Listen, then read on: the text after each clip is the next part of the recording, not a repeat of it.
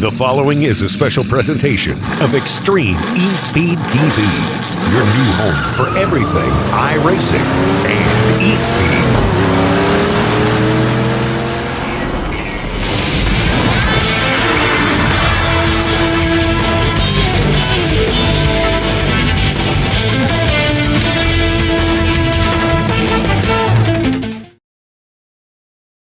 Hello, ladies and gentlemen. This is Extreme eSpeed TV, and you're tuning in to another night of exciting racing from the Light Electric Company NextGen series. And tonight we are coming live from Charlotte Motor Speedway. As always, I'm joined by John Hine.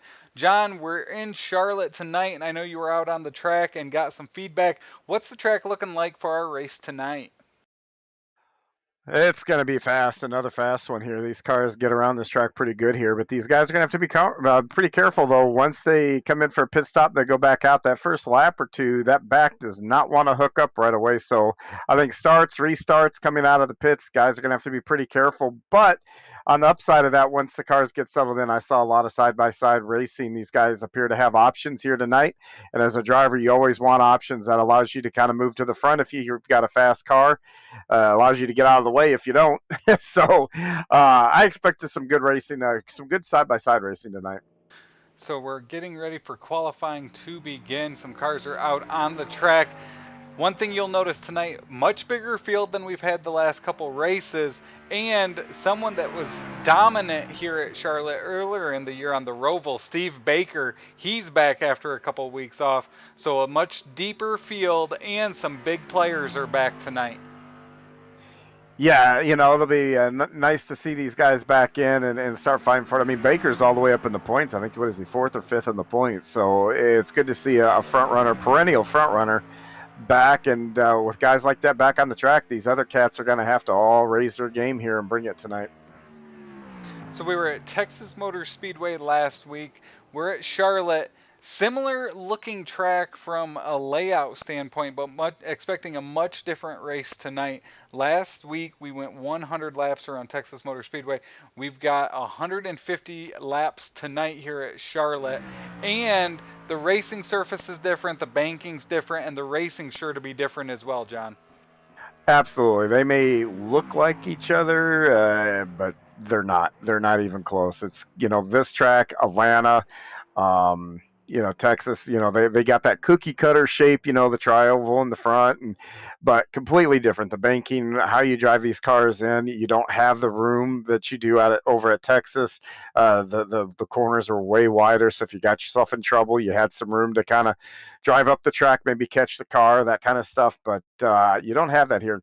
Of all those three tracks, this is actually probably is more close to a short track. I would say this is the short track of the 1.5 miles. For whatever reason, things seem to happen here a whole lot quicker than what they do at those other two tracks, even though they're not quite going at those same speeds. So you brought it up. We're going to show the point standings here as we head into tonight. We have Brian Littleton, our points leader, Travis Smith second, Roy Hyde third, Steve Baker sits fourth, 30 points back. Brian Mescal Jr., our Daytona winner, is fifth. And then towards the back of our top 10, we saw a lot of movement last week, John. Troy Radford had a great night. Chris Medford, Chris Spencer, Nathan Bishop moved up a couple spots. And then Gordon Larson Jr. moved into the top 10 as well. So those are kind of the consistent guys we've seen week in and week out.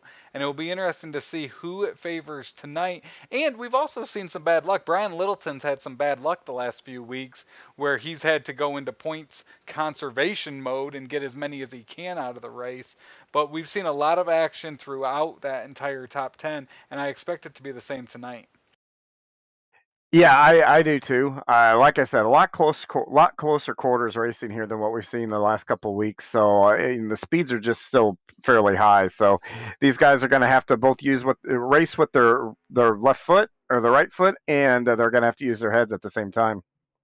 So we have about 20 guys that have made qualifying. Sitting atop the charts is Chris Medford, Troy Radford, a great lap as well. And then, as we mentioned, Steve Baker currently sitting there in third. Throughout that top 10, you see a lot of fast cars that we've seen all season long. Someone that stands out to me currently in 8th is that Hunter Tate machine. We saw him have some really good runs early in the year. The last few weeks, he just hasn't been able to put it all together, whether it's the cautions or the green flag runs that come into play. He just hasn't been able to go from start to finish. So it'll be interesting to keep an eye on him tonight and see if his luck can turn around when it comes to finishing and where he can stack up at the end of the night. Absolutely, and he's going to have a little extra time to do it too. We customarily on these size tracks go about 100 laps. Tonight we're going to go 150. So, you know what? These guys are going to have to do it a little bit longer and give them more opportunity to maybe get their car squared away or whatever the case might be for them to get to the front.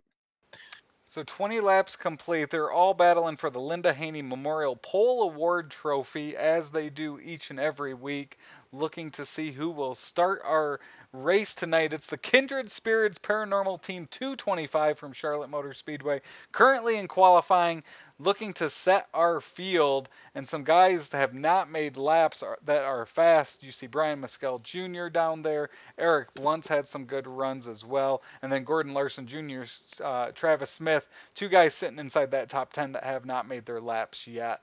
But it's Chris Medford, Troy Radford, Steve Baker currently sitting atop the charts. John, you were out making some laps earlier. Anything you learned or took away from what we should expect tonight? Yeah, you're going to constantly be adjusting to what you're doing inside the car, and that is critical because you're going to have to be able to feel those tires, know when they're starting to give up, start backing the corner up a little bit, be a little more patient when you're picking the throttle back up, maybe having to wait a little bit longer in the corner, to before you start getting back into it. That is such invaluable experience that you can get, and with a lot of laps here tonight, everybody will be able to gain that experience. But applying it and staying on top of the track and what your car is doing, that's going to be just paramount tonight. So qualifying continues here at Charlotte Motor Speedway. It looks like just under 4 minutes left for guys to make laps tonight. Looking back at Texas, it was Chris Berg that took home the victory last week. Really stretched out field. We had one caution on lap 19 and then 81 green flag laps. And the field was stretched out. Not many battles on the track by the end of the race. Looking at something different tonight here at Charlotte Motor Speedway. Should be racy, should be fun. And we have a lot of fast cars up there in the top 10. So looking ahead at tonight, we'll see who can take advantage. Last week's Linda Haney Pole Memorial Award winner was Travis Smith. He still has not made his lap, and currently it's Chris Medford looking to take advantage of a fast lap here at Charlotte and sit atop the charts as we head into tonight's race. John, anyone that you think will really complement the track and what it's racing like tonight? Well, Steve Baker comes to mind now. Already has a win here at this facility, albeit it was turning right and left through the infield. But you still got that hey, I won one here, so there's got to be a little bit of mojo there from that, and our usual suspects up front. But Travis, the one thing I was thinking about, what is our favorite part of this every night, every week that we do, the pit strategy. We're going to get extra 50 laps here, so that means we're going to get even more of that this week.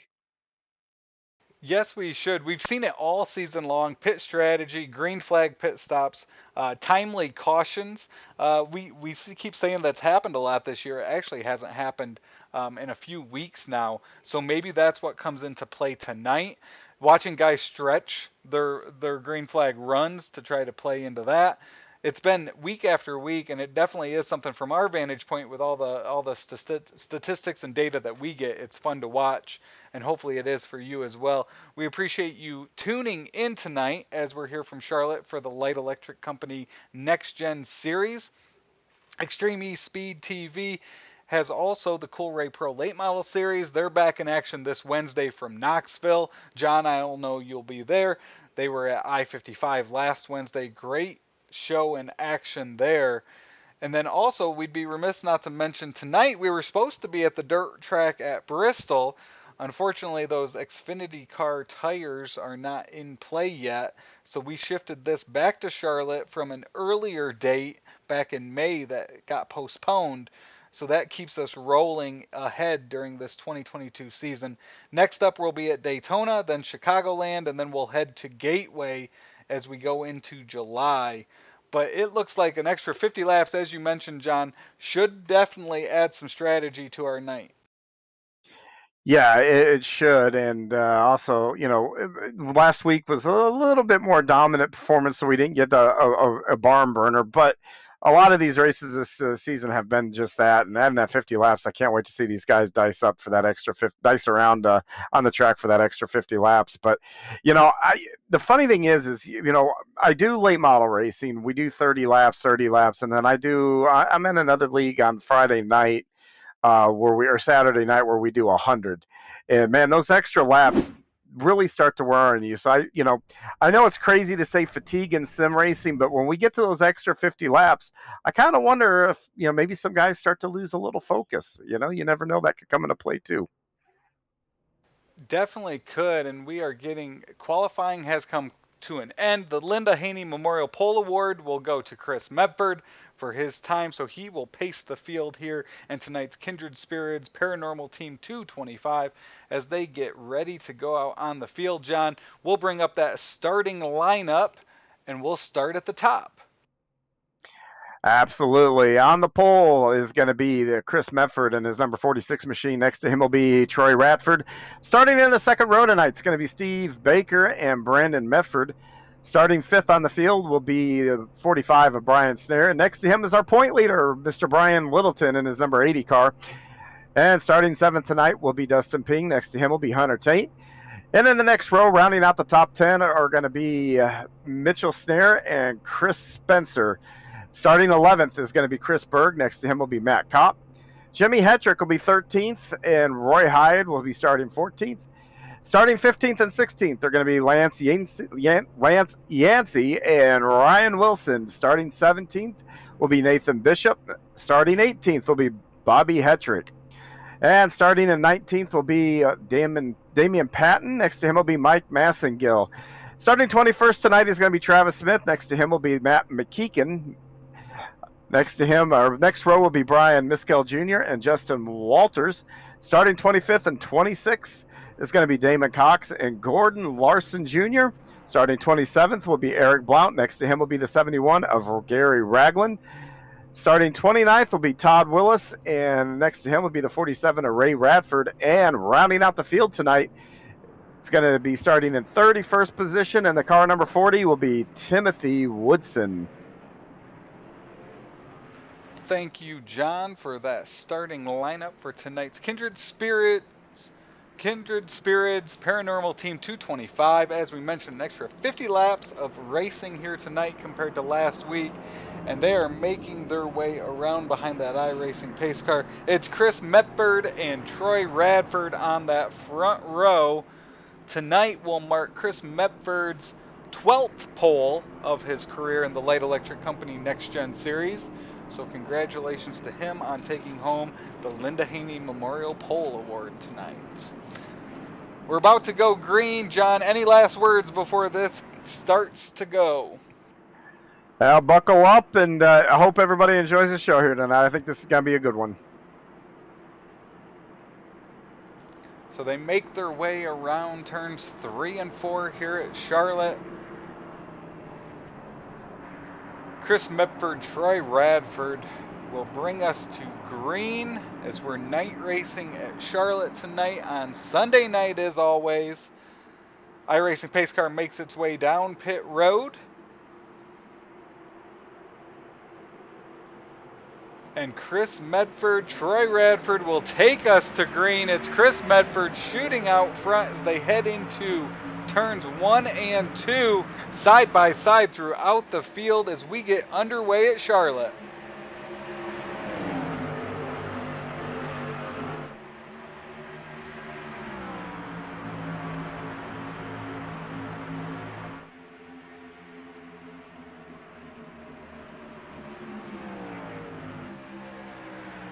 The top 5 will go single file as they come around and complete lap number 1.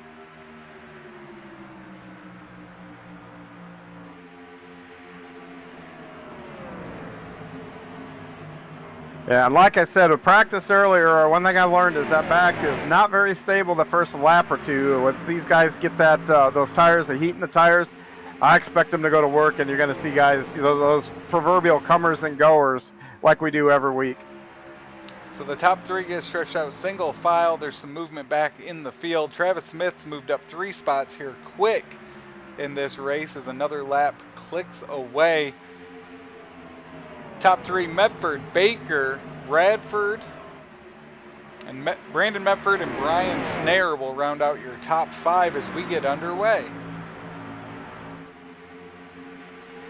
As they go down the backstretch, the field is largely single file. We got a couple cars side by side over in turns 3 and 4, but other than that, they seem to all be minding their P's and Q's the first lap, so they get a feel for their car, get settled in here, and like I said, then they'll probably start to go to work. As I see a lot of guys now starting to pull out, go double file back in the back there.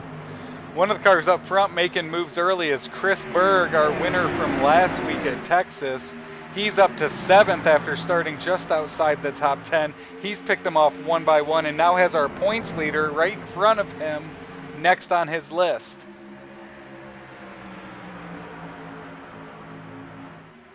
Yeah, he turned in quite a performance last week. And, I talked about Baker having the momentum here from winning the race earlier this season, even though, like I said, you turned right and left on that one.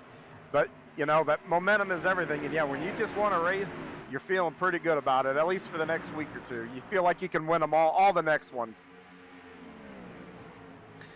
You see Medford out front, Steve Baker moving around, trying to see what he can get as we've completed 5 laps this time by. Also Troy Radford. Troy Radford's been hot as of late. He's currently in the top 3. Had a great run last week at Texas as well. Another car that's moved up quite a bit, he's moved up 3 spots since the start, is that 77 of Lance Yancey. We talked about him as a key mover last week, John, as well. So maybe these 1.5 mile quad ovals are just the perfect fit for him as well. Absolutely, it's funny that everybody's got a high skill level, and it's just that little bit of extra when you go somewhere. If you really like a track or it suits your driving style, how much that of an advantage that could truly be, and it's pretty remarkable, actually. Racy back in the second half of that top 10. You've got Berg making a move on Ping. He's gotten past Littleton, and the 43 of Mitchell Snail looking to make a move up as well. Berg now battling for 6th, up from 11th from the start just after 8 laps.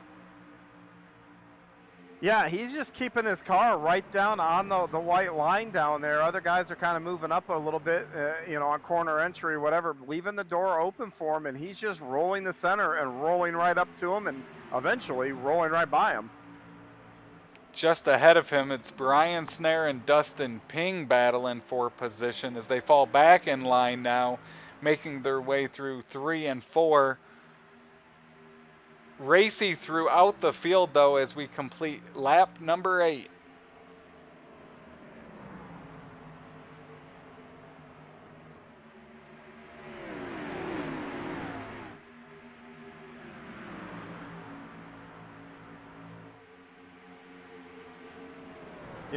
Travis, this has got to look, and we've seen this happen quite a few times this season. Long green flag run to start the race, and I think we're on our way to seeing that happen again here.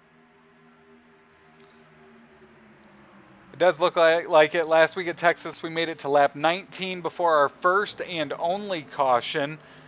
We've now entered lap 10 here at Charlotte, and that's something we've seen all season long, John. This series has such a competitive group, but also there's so much respect on the track and just a lot of talent that they're able to get racy, and there's not a lot of wrecks, not a lot of cautions due to really bobbles or mistakes by the guys. They're able to race hard and race clean and keep it going. Yeah, and we got a battle for second, and and this is a good example. You got 2 guys side by side, but they're giving each other room. Nobody's down on each other's doors. It's early in the race. That's a lot of smarts behind the wheel. You know the score, and that's one thing that happens here in this league a lot. You mix that respect in with guys that are just smart. They know when to go. They know when to kind of, okay, let's not fight for this too hard right now. That's just such a great combination, because when you get that, you get a lot of green flag runs. That's Radford and Baker side by side, still battling for second. That's Dustin Ping in the one, watching on. And they're all chasing Chris Medford out front, who's led all the laps thus far. But this side by side action with Radford and Baker's fun to watch. And oh, they touch coming out of 4. That's going to shoot Baker down into Brandon Medford, and our first caution's going to come out. Oh no. Kind of the commentators jinx, we were talking about him, and yee. That's a tough break for Baker here. Hopefully he doesn't have too much damage where he can be able to continue on here. So the Willis Landscaping caution will come out. We'll watch that replay. They were side by side for 2 or 3 laps. And coming out of turn 4 there, John, can you kind of talk about what that does as you come out of 4, how that squares up down the front stretch? Yeah, it narrows up really, really quick. And if you're pushing a little bit, your nose just wants to head out to that wall, whether you're in that bottom lane or the other lane. But as I look at this, this actually looks like they got just close enough to where, you know, a little bit of neck coat, a little bit of air kind of pushed the nose of the 94 over into the 55, and they got into each other there. But just, I would actually chalk that up to a big racing deal. But looking at Baker's car, I don't see a lot of damage there, so he may be okay here, Travis. Well, and he's been so fast all season long. Worst case scenario, it's going to be fun watching him get up through the field. And with someone of that caliber that runs up front, you can already see that strategy might come into play now the rest of the race, as he's now on pit road. A lot of guys went to pit road. Heck of a lot of guys did. And it looks like about half the field's going to go down pit road. And now we've got the cycles, and this is where the strategy comes into play. Yep. And 13 laps into it, it's already begun. Yeah, and I'm going back here now, and you look at maybe the last lap. They were, looks like the leaders. Let's see where they were lap time wise. Dustin Ping, last lap, he's running P3, 32:41 at speed, and they qualified at a 30. So already a 2.5 second fall off. But actually, I go back a little bit lap. So it's over still. They're 31:36. So he must have lifted for that accident, but still over a second lost here. So those guys that have come in and got fresh rubber, look out. They're going to be coming up to the front. So the top 16 stayed out. The first car in 17th that pitted was that Lance Yancey, who was already moving up through the field. Roy Hyde also up in the top of points. Got some fresh rubber along with Travis Smith as well, Brian Mescal Jr. One guy that I saw on the entry list this week that I wanted to give a shout out to is that 57 of Damon Cox. Obviously a long history with this series. Last couple weeks had not been here, but he is back here at Charlotte, so we're happy to have Damon back, and the car's looking great. He was running fast there before that. He made his way down to pit road, and he's currently running in 22nd.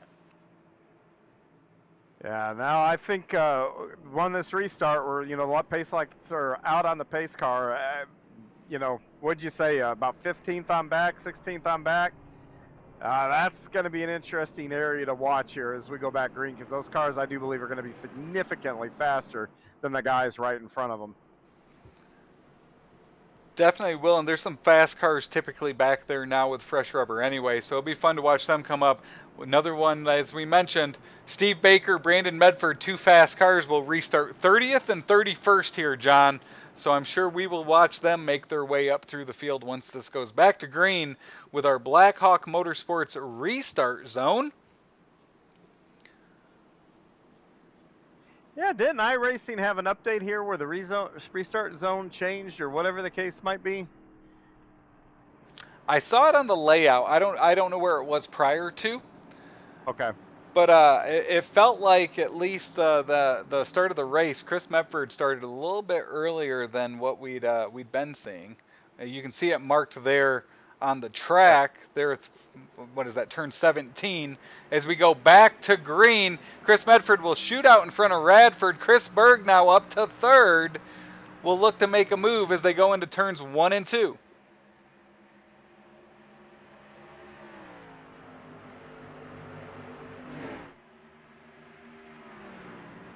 Looks like everybody gets through 1 and 2 cleanly as they now charge down the backstretch going into 3. They didn't waste any time getting single file here, which is going to help some of those guys with newer tires. I got a feeling they're going to be able to even just go right up to the outside and drive around guys if they so choose. The first side-by-side action's back there for 8th. It's Chris Spencer moving to the inside of Hunter Tate. Jimmy Hedrick right behind him looking to make a move as well.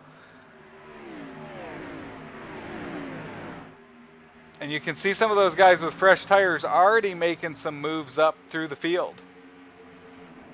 Yeah, I didn't think it'd take them too long, but you know, you still have to pass guys. You just can't drive through them. So sometimes you gotta go in a lane you might not prefer or have your timing down. So that can help hinder them a little bit, but I don't think it's going to prevent them from picking up quite a few spots here. We're watching Roy Hyde. He's up to 15th. He was one of the cars that took some fresh rubber that last caution.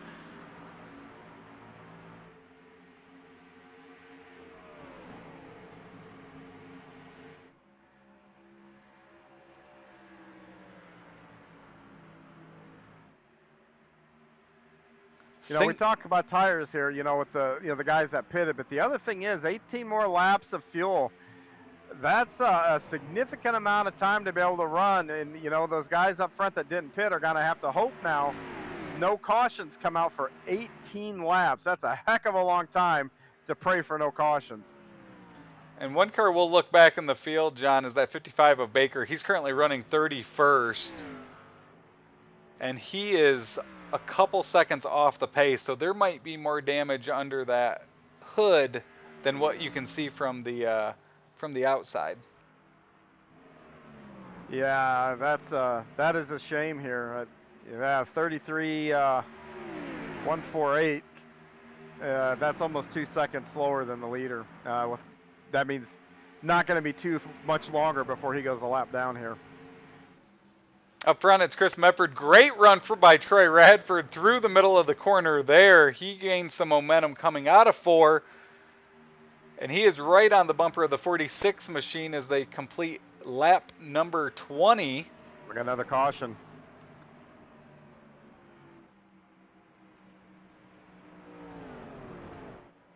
And we have another Willis Landscaping caution, number 2. We'll look and see. It looks like Todd Willis got caught up in this one. Oh, he's got significant damage, too, on the front of that car.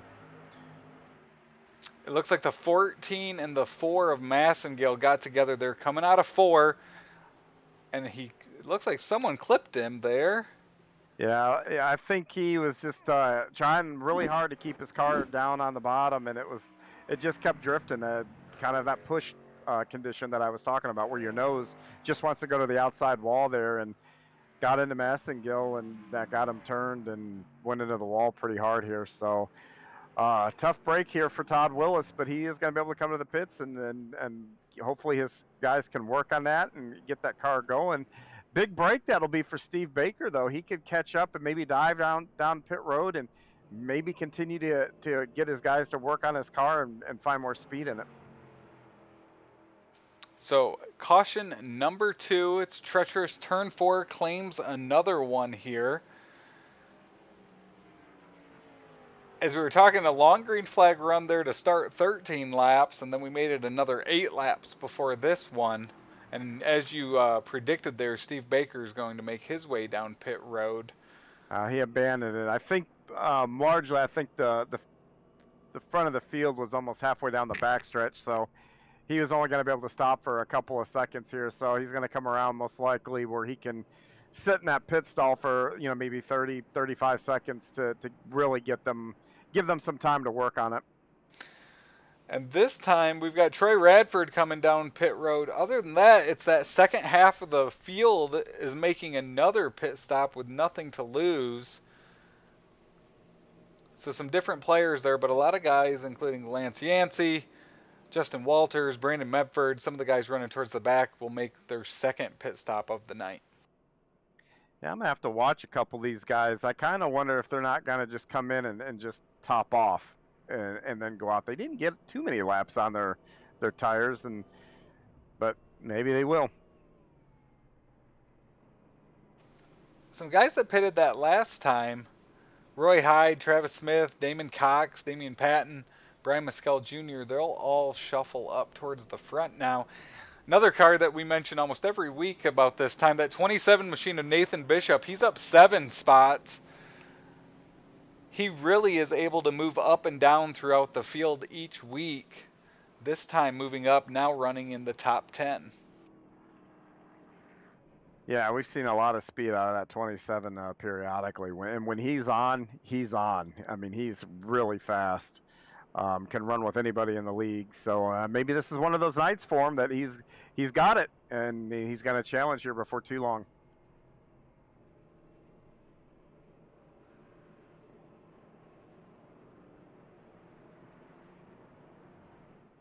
iRacing pace car turns the lights off this time by. They'll get lined up, double file, getting ready to go back to green here, as we will have 24 laps complete when we go back to green. 150 laps here tonight at Charlotte. And it's been Chris Medford in the lead the entire time thus far, but Chris Berg's been fast, Dustin Ping, Brian Snare, all looking to make a move on that leader.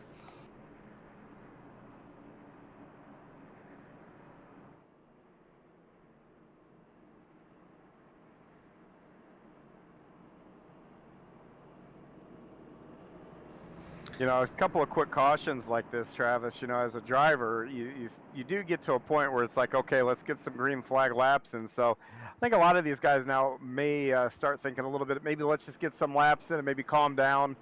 But we'll see. We've seen that throughout the season thus far as well. So we're at that 20 lap mark. This is where we've seen a lot of green flags ran throughout the year, as they'll head back through the Blackhawk Motorsports restart zone. Back to green in the Kindred Spirits Paranormal Team 225. Great restart by Chris Medford as he shoots ahead. And it's Chris Berg, Dustin Ping side by side for second as they go through 1 and 2.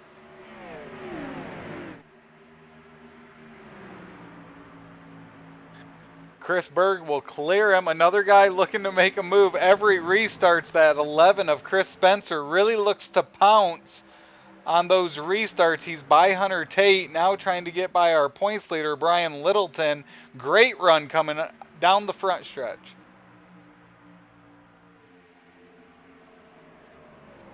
Yeah, these guys go into 1 and 2 once again, and then right down on the white line here, which is a good sign for the amount of laps most of these guys have on their tires. That means they've got cars that they really like and are handling well. And now they go through 3 and 4, and once again, they're all down towards that white line. That's, like I said, a good sign of good handling cars.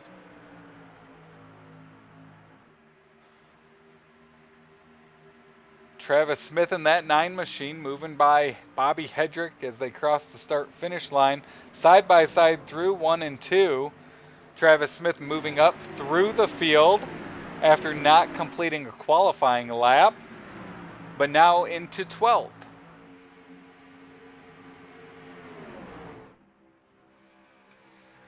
Up front, it's Chris Berg chasing down Chris Medford now. Interval just over 0.25 seconds. Yeah, the front two have kind of got some distance between 3rd, 4th, 5th. You know, those guys are all kind of right behind each other, but a little bit of a 2-car breakaway here. We'll see if they can close the gap between those two and maybe start racing each other a little bit.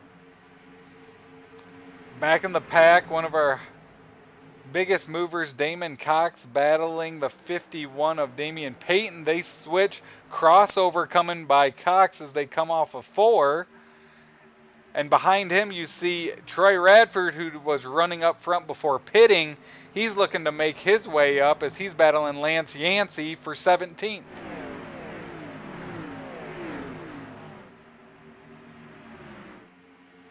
Yeah, he's got a lot of speed. He's got newer tires than other places. And I'll tell you, when you've got that much speed and newer tires, you've got to be so patient because, you know, the closing rate on the guy in front of you is not going to be what you're used to the first part of that race.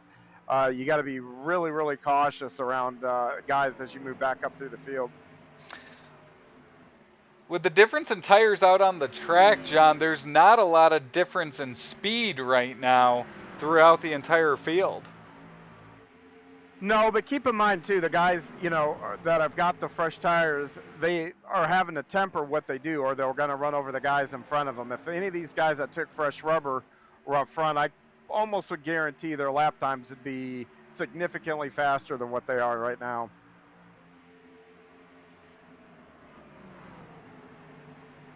Watching Brian Snare currently running in third. He's got Dustin Ping and points leader Brian Littleton behind him to round out the top 5. Up front, it's Medford and Berg. Berg is on the rear of the 46 machine through 3 and 4. Great momentum there, and they'll come off of turn 4 in each other's tracks.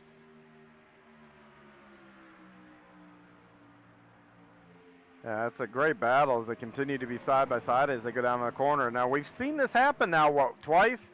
Guys running side by side, fighting hard for position, and then trying to get that little bit extra coming out of turn 4, and, next thing you know, they're turned around.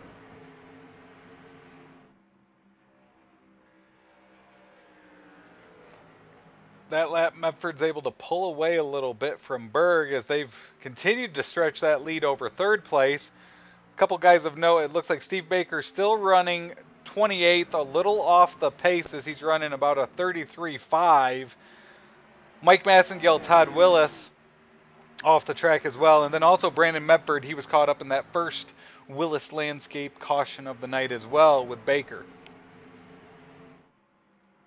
Yeah, and Baker's doing a little better than what he did, prior to this last pit stop. So evidently there is some workability still in that car. So, he's probably back there thinking, okay, we need a couple more cautions and get this car fixed up as best we can. Speaking of guys with fresh tires, that 77 of Lance Yancey's now moved into the top 10 as he passes Jimmy Hedrick. And then behind him, you've got Travis Smith, Roy Hyde also picking their way up through the field, trying to move up closer to that top 10.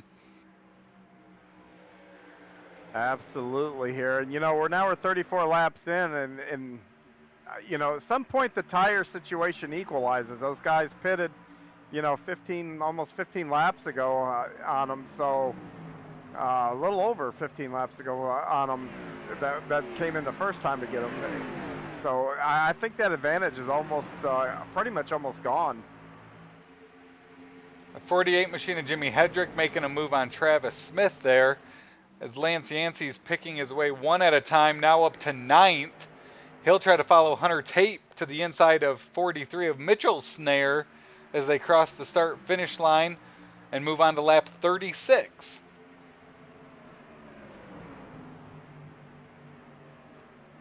And that battle with Tate and Snare and Yancey. Yancey's going to pick up another spot here coming out of turn 2, it looks like.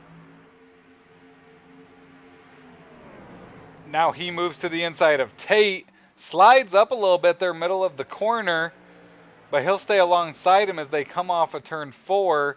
Behind him, Travis Smith moving to the inside of Nathan Bishop, and Yancey will complete the pass on Hunter Tate and move into 7th. Yeah, he's just doing really nice, low risk passes. And what I mean by that is he's not really having to take, put himself in any kind of bad spot to try to get around him, and he's not putting the guys around him in a bad spot as he goes around. So that's a good way to race and get your car to the end. But man, look at the battle with Snare and Bishop, and wow, these guys are all over each other as they cross the start-finish line. Travis Smith making his way through really the same line Yancey made, and it's interesting watching that faster inside line in 3 and 4. Middle of the corner, they'll start to drift up. Once they get it under them again, though, they really get some momentum there to exit the corner. Yeah, and don't look now, but behind that group, that number 94 has made his way up through the field and is already back up and starting to knock on the door for a top 10.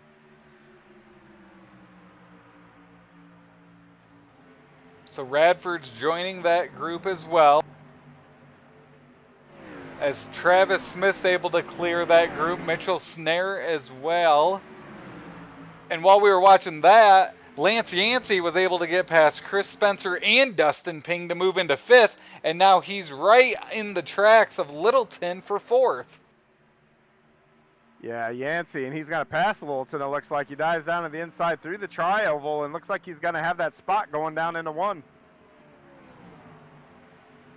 So that 77 machine is fast right now. That last lap, obviously caution for some of the, cars in the way for some of these guys. Quite a bit faster than the top 3. Yeah, and let me tell you, be able to pass somebody like that, just pull down and drive by him at will, that is such a big deal because, boy, you are not putting any kind of stress on your vehicle. You're not having to throw it in a little bit harder, drive it in a little deeper to clear somebody. He's just able to just do what he does and make the passes fairly easy. He's closed right up on those guys up for that lead. The leaders will pass the 55 of Steve Baker to put him a lap down, and Yancey moves to the inside of Brian Snare for 3rd. And that 77 looks fast compared to those top 3 right now. He sure does. And like I said, every pass that I've watched him make, he's really not abusing the tires or abusing the car. He's just putting his car there, and his car is just saying, all right, that's where we're going. That's where we'll go.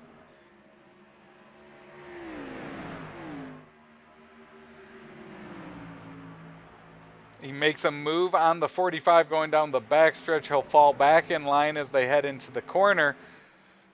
As the top 5 has really got close up front here now on lap 42 of 150 here at Charlotte. Oh, Yancey just timed that run coming out of 4 perfect. Gets to the inside of Snare.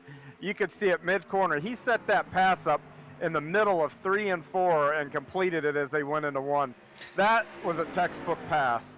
And with Yancey coming, Berg gets racy, trying to get a move by Medford as the top 5 have now pulled away. Yancey in the center.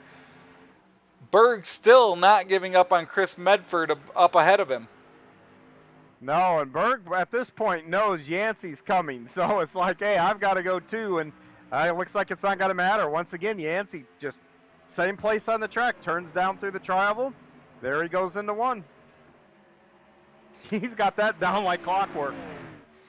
See if it happens again here next time around to get the lead. And we watched him come up through the field, John. There was points where he had 3 or 4 guys up ahead of him racing, and he just kind of settled in, let them sort it out, then made his move in the right place. And that looks like what he's doing to Medford. Yep, same thing. Got that run in the middle of 3 and 4. He times it perfect, has it coming out of 4, and there you go, into 1. Mission accomplished. He's made the last 5 or 6 passes. He's done the exact same thing. So Lance Yancey will take the lead from Medford. Berg now moves to the inside of Medford. Lap 45 will come to a close, and we have a new leader at Charlotte.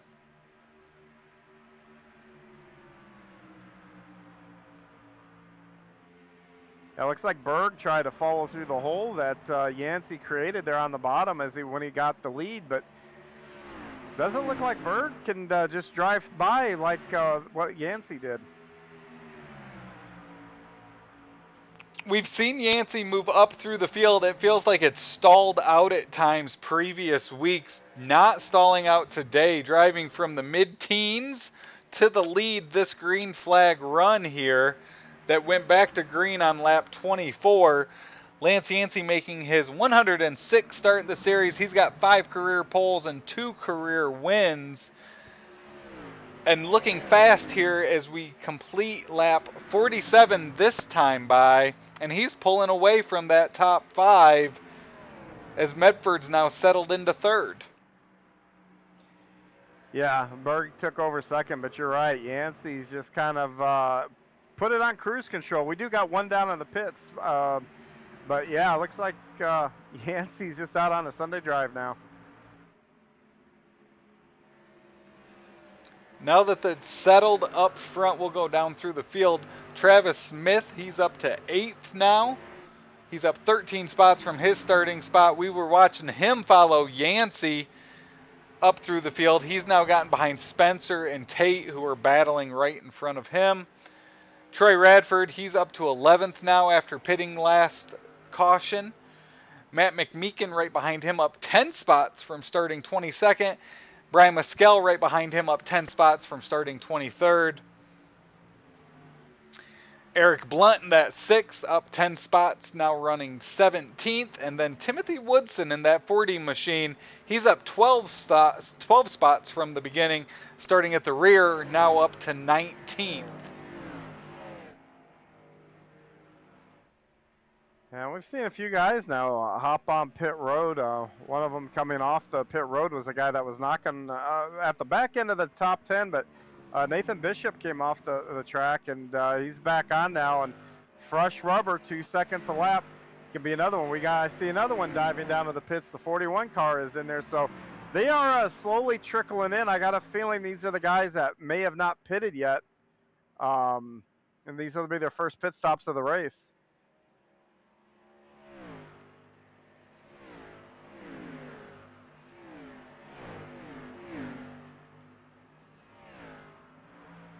Oh yeah, here they all come. Snare's coming in. It looks like Hetrick's coming in.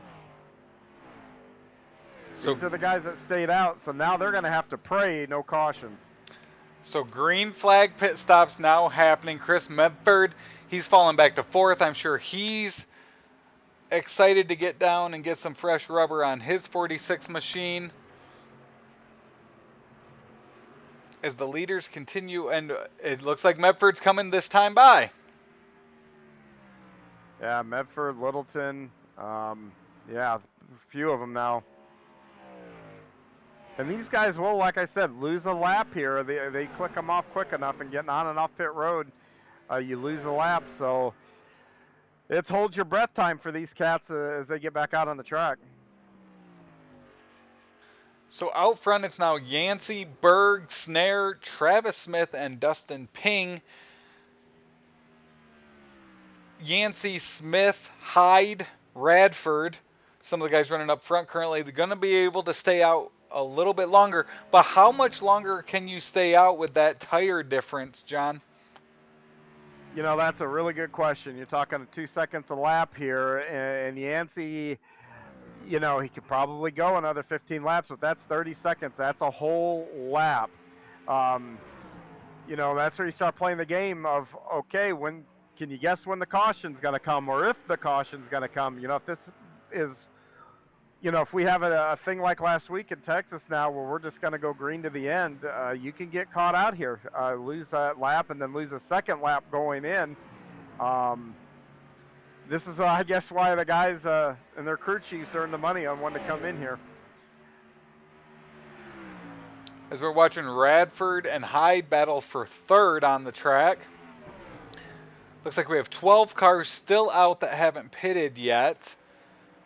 One that came last time by was Chris Berg. He was running 2nd. And now Yancey has about a 6-second lead over Travis Smith. Yeah, I think I mean, if I'm in that car, I maybe go to maybe lap 60 or so and then just pit, not to give up all that time, and that will allow you to come back out with a little bit of advantage of your own tires. I think if you pitted now and came right back out, you're going to be same on speed, so you are going to want some time to make up a little bit. So that's about where maybe I would wait till, but we'll have to see. So Yancey continues to make his way around. 55 laps done of 150 here in the Kindred Spirits Paranormal Team 225 at Charlotte Motor Speedway. Appreciate you tuning in to Extreme eSpeed TV, your official home for light electric company NextGen Series action all season long. And as always, John and myself are happy you tune in to listen to us for another Sunday night of racing action.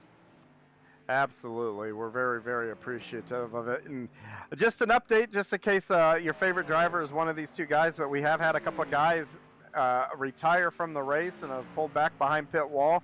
It's going to be Mike Massengill. He's already loaded up, it looks like, and headed out. That's going to be 2 weeks in a row for Mike. So hopefully he can come back next week and get it turned around. And then Damian Patton has also taken his car behind the wall and retired for the evening. So a little bit of attrition, not much starting to set in here, and we're not quite halfway yet. So we'll have to see how the second half of this race is going to play out here.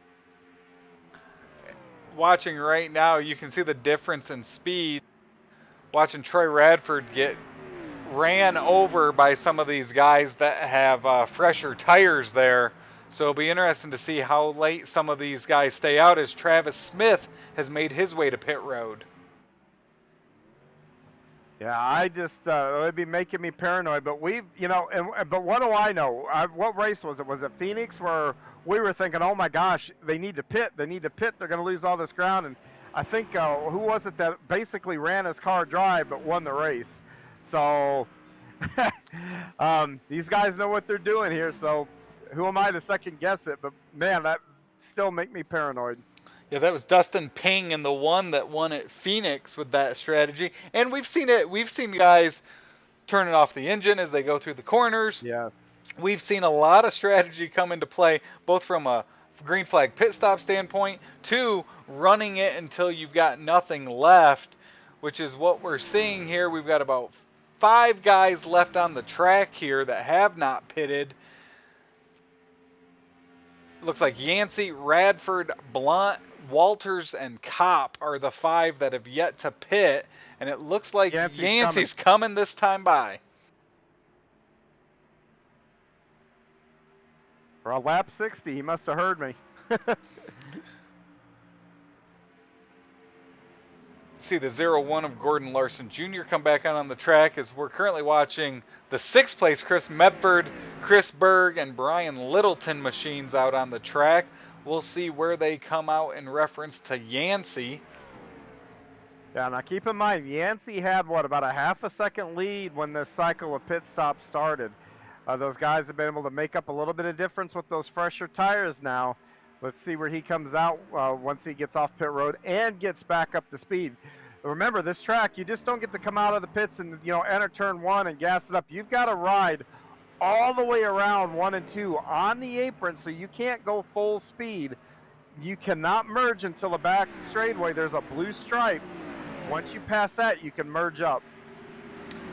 And he makes his way up as they were side-by-side racing, so he had to pause even a little bit longer. And now he tries to get up to speed. It looks like he's going to come out between the 43 and the 1 machine, running 14th, as we've still got 3 guys left to pit.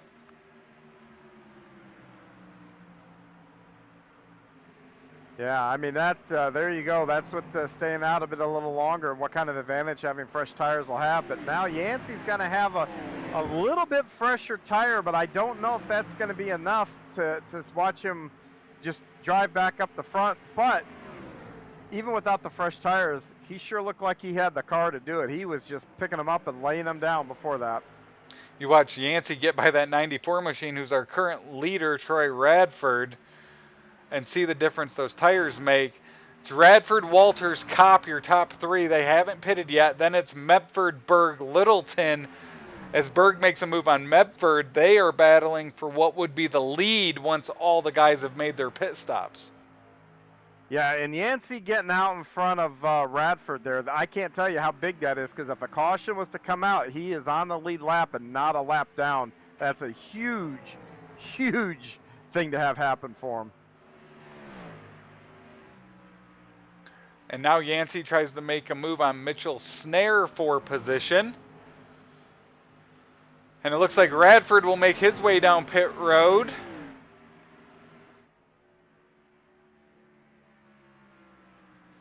And Justin Walters will take over the lead.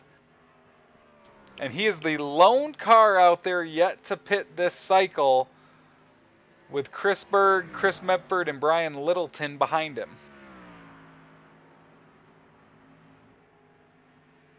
Yeah, now the big question is after they cycle through here, we've talked about it already. Yancey fell back to 12th. Now here's going to be the big question for Lance is, okay, if he can get all the way back to the front, does he stretch it again? Or if the next set of pits come out, no cautions, but the next set of pits come out, do you get back on the same cycle and don't give up that track position? That's a good point. He's picking his way up through the field now. He's back up to 9th. So he's got a really good car. a difference of about, what is it, 5 or 6 laps this time by. So if he comes out even, he might still be able to make a move if needed.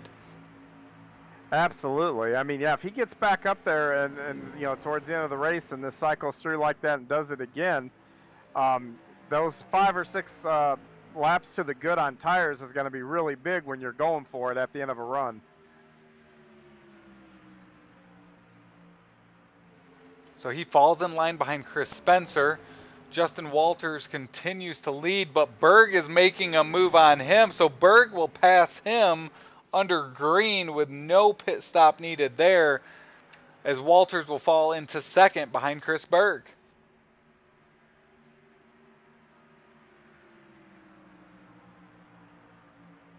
And, you know, we saw this also last week at Texas, but the one thing that green flag pit stops almost always do, spreads the field around. Now you got little pockets of battles, you know, around the track here, but definitely spread them out a bit, though. So Brian Littleton up to third now. Hunter Tate up to fourth. Great run by him as well. As we've got now, move on to lap 69 here at Charlotte. You're watching the Kindred Spirits Paranormal Team 225 from Charlotte Motor Speedway. Currently, Chris Berg leads us. He was our winner last week at Texas. Looking to go back-to-back at these 2 SMI tracks. As we've completed green flag pit stops here now and move on. And we'll move on to lap 70 of 150, making up tonight's event.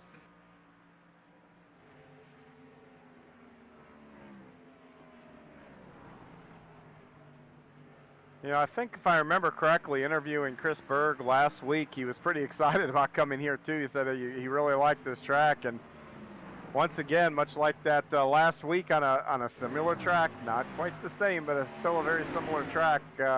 He was pretty dominant. Now he's back out front here, and he's controlling the race. One thing I'm looking at, and there's some traffic involved, but Lance Yancey is still 9/10 faster than the leader as he's making his way up. He's now running 6th. He's gotten past Bishop and Spencer and continues to be the class of the field when it comes to speed, John. Yeah, and you know what? Right now he doesn't have anybody around him, so he can just run whatever lines he wants. He doesn't have to really abuse the tires trying to get around guys. But that is going to change. There's a significant amount of traffic, I don't know, about a half a straightaway ahead of him. So I would think maybe in the next, I don't know what, 2 laps maybe, he is going to have to start trying to put that car in positions that's going to really start using up his stuff here. Last time by, he was the 2nd fastest lap. He ran a 31.26. The leader was a 32.08. And the car in front of him, that Brian Snare 45, was a 32.32. So a 2nd faster than that car in front of him, who's currently battling Hunter Tate for 4th. Yeah, and right now he's coming up, Yancey's coming up on Steve Baker, and Baker's been really good and getting up out of the way here. And once again, he goes up high and doesn't really contest at all there. He's laps down after that early incident tonight. It's not going to impede Yancey's. He's still trying to track down that gaggle of cars up in front of him. So Chris Berg has a 1.8 second lead over Brian Littleton now as we watch some battles throughout the field. Gordon Larson there towards the tail end of just a lap down into that category. Hunter Tate currently running 4th, Brian Snare 5th, and then Lance Yancey there in the 77 machine chasing them down. Yeah, and Yancey is creeping up on him. I thought as fast as he's going, I thought it'd only take a couple laps, but evidently it's going to take a few. But once he gets there, how patient is he going to be? He's still got quite a ways to go to track down the leader here. So is it going to be, hey, I got to get around you now, or is he going to be patient here and just work his way back up? Well, Brian Snare makes it side by side in front of him. He makes a move on Hunter Tate down the front stretch. Looks like he'll be able to complete the pass coming out of 2, and Yancey will follow him to the inside of Tate. And down here in 3 and 4 is where I think Yancey's been the strongest all night. You know, he rolls 3 and 4 just really well, but the runs that he gets coming up off of 4 has just been unparalleled. I haven't seen anybody get the kind of runs that Yancey's been getting coming out of 4. The 40 machine of Woodson, currently running 21st, moves up out of the way. It's Yancey, Snare, and Tate there battling for position.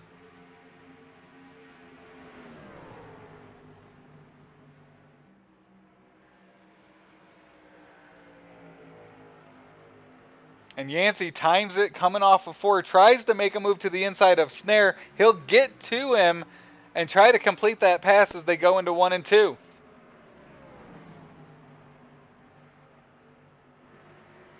Very impressive driving by that 77 tonight. I know we've talked about him a lot, but just watching him pick his way through the field has been fun to watch all night long. Yeah, and you know, he's also, I mean, he's added an interesting storyline. He stretched the tires out, and now that put him a little bit behind the 8 ball, and here he is coming back up through the field. Just got a couple more cars before he has a clean shot at the leader. Who's, he, about 4 or 5 seconds ahead of him at this point here. So it'll be interesting to see if he can track him down here before the next set of pit stops happen. You can see Berg's gap between him and Brian Littleton just under 2 seconds. Then it's another second back to third, Chris Medford there, and then making a move on Medford right now is that Lance Yancey machine right behind him as they go around Gordon Larson Jr. And it looks like Brian Snare might just follow in line there and see what he can learn from Yancey to try to move up through as well. Yeah, and why not? He's watched Yancey drive around him and then, try to get him. Oh, we got to move on Yancey now. That's Brandon Medford, currently running 27th. He is 2 laps behind. He was caught up in our first Willis Landscaping caution of the night.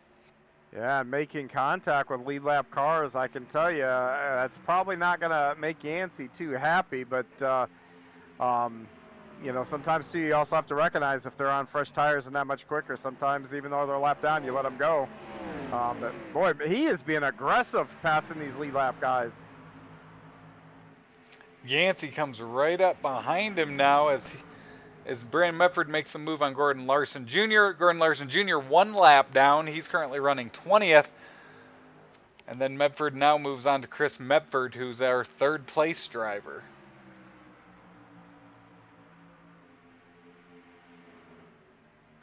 Looking through the field, we got Roy Hyde running in 11th currently. Brian Mescal Jr. right behind him in 12th. Brian Mescal started 23rd today. He also was our Daytona winner to kick off the 2022 season. And now looking, you've got Chris Medford, Lance Yancey, and Brian Snare all tightly battling now as Brandon Medford's moved past all of them. And Lance Yancey looks to make a move on Medford for 3rd. Yeah, and those 2 cars I've been watching look fairly close. I don't see that explosiveness out of the corner that we saw to Yancey early on as he goes down into 3 and 4 here. I don't know if he's used his stuff up a little bit, but there's your run. As I say that, he proves me wrong, and there's that explosive run right there. And looking at his rear, he's got quite a bit of damage we didn't see prior to. Still able to complete the pass, but does have damage to his rear. Yeah, like I said, when Medford came around him, even though he's a couple laps down on 27th, really significant contact there. I don't know if that's going to slow his car down or change the handling or everything else, but you just don't ever like to see a lap car, get into a leader like that. But in the same token, like I said, when you've got that much fresher tires, you've got to have awareness around you to know that guy probably is that much quicker, and you got to go into that risk and reward, thing. If you're sitting there in the top 5, you want to really get in the way of a guy that's a lap down, that's significantly faster. I mean, all those things, all those decisions has to come from behind the wheel and make them in split seconds here. So I'm not saying anybody is right or wrong, or at fault there. It's just amazing all the things that you have to deal with behind the wheel, and oh, by the way, not wreck yourself in the process. We've got the Shake and Bake in-car camera presented by Blackhawk Motorsports. First, we were riding along with Chris Medford there, looking at the rear of Lance Yancey. Now we jump in with Lance Yancey as he is now up to the 80 of Brian Littleton, points leader and currently running second. And you can watch him in action as he goes through 3 and 4. John, you want to give us a ride around Charlotte Motor Speedway with Lance? Absolutely. We just crossed the start finish line here, and Lance, once again, we've seen this down here in this lane. He lets off early, and then listen, about mid-corner here, he's really going to be able to get on it, hook this corner, stays right on that white and blue line. He never washes out. He's taking the shorter lane all the way around. You got the 80 still on his outside. He still makes this work. He rolls the inside of this corner through here. He's just so much better than everybody else, and you just listen to him very smoothly pick up the throttle. You don't hear him getting hard back in the throttle, like just putting his foot right back down. He is managing it very well, and that is what's actually helping him manage his tires. He's got the number 30 here in front of him, and just carries that momentum and just carries them right on by as they head down the backstretch here. And as we watch that, Chris Medford actually dove onto pit road that last time by, John. So he makes a green flag pit stop from running 4th. Yeah, and and here we go. That question that I asked earlier. Okay, Yancey came in leading the race by a good little margin, and now he didn't make it all the way back to the front. Do you try to stretch it again? Because you're probably going to find yourself maybe a little further back instead of being able to work your way up to second. Maybe next time you can only get to 3rd or maybe 4th. So you've got to be thinking about these things. I'm wondering if they won't come in a little bit earlier to negate that tire advantage for those first few laps. So we're on to lap 89. A couple more guys dive onto pit road that time. You can see the gap there. You've got Berg, Brandon Medford, currently running 27th, and then behind Medford is that Lance Yancey black machine. So you can see the gap just over 2 seconds currently. Yeah, and keep in mind, too, when those guys came in, guys like Yancey and them only had 30 or so, had about 30 more laps on their tires than what those guys did, because they pitted around that last caution at lap, 21 or 24? Well, now we've gone 60 laps in there, so if these guys pull in and you try to stretch it, that tire advantage is going to be even bigger now because you've got way more laps on your tires than what you did that first go-around. Lance Yancey making a move to the inside of Medford, not for a position, but does put nobody between him and the leader now. And that time advantage that Yancey had not that many laps ago is now really evened out. Really, his speed has come back to what a majority of the field is now. Yeah, and you got to think he's used up some stuff there, especially his tires and obviously his bumper there with that damage, trying to pick his way back up through the field. So, yeah, all that stuff has got to come into your mind here when you decide to pull in the pit, and or trying to decide when you pull in here to pit. One guy that quietly moved up through the field as we were watching some side-by-side action was that Troy Radford, 94. He's up to 4th now. He was fast early, got cycled off different pit strategies, but now he's in the top 5 to play as well. Yeah, and another thing that happened quietly, we passed the halfway mark almost 20 laps ago, so now we're starting to move into the final stages of this race, so that also could alter guys, how should I say it, maybe driving style or patience or, just how hard they're going to drive. So we have had almost a handful of guys make pit stops. We'll look through, though, a couple guys that have raced really well tonight. Brian Mescal Jr. is up 17 spots to 6. That 41 machine of Matt McMeekin, he's up 13 spots, currently running inside the top 10. Eric Blunt continues to run well. He's up to 13th after starting 27th.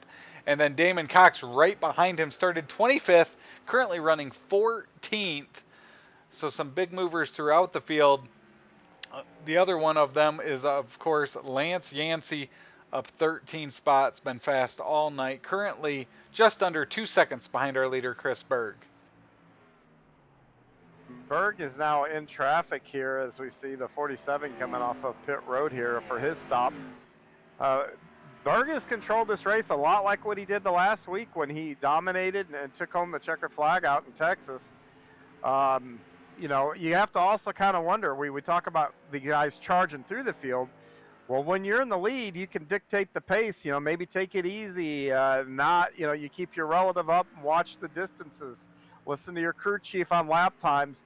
You can just settle into a nice, consistent pace, and that'll allow you to have a lot of car left at the end of this thing.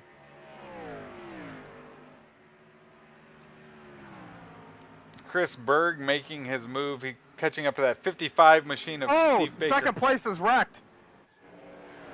And it's Lance Yancey. He'll get into Chris Medford, another one of our fast runners tonight. As our third Willis Landscaping caution will come out. Ryan Wilson and Lance Yancey got into, again, a lap car being a problem for Yancey. And we'll bring up our instant replay to take a look at this one. Wow. Right now, I bet you Lance. It's gotten hot here in St. Louis, and I'm going to bet Lance is probably every bit as hot as the temperatures got. It looks like the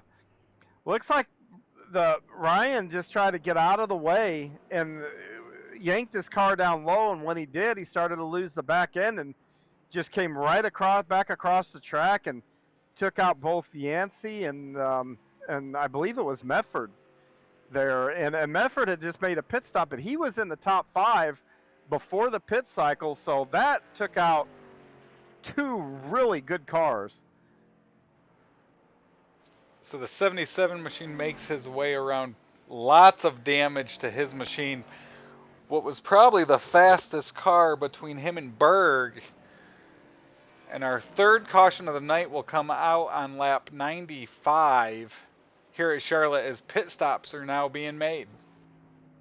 Yeah, and now the other thing, there's a lot more guys a lap down too, because not everybody gotten through. It looks like now, instead of having about 23 cars on the lead lap, I think at the beginning of that pit stop, we're down to 16. So that caught some guys like Nathan Bishop out. He's a lap down. Same thing with Gary Ragland. And now they may get the wave around here because they're able to stay out.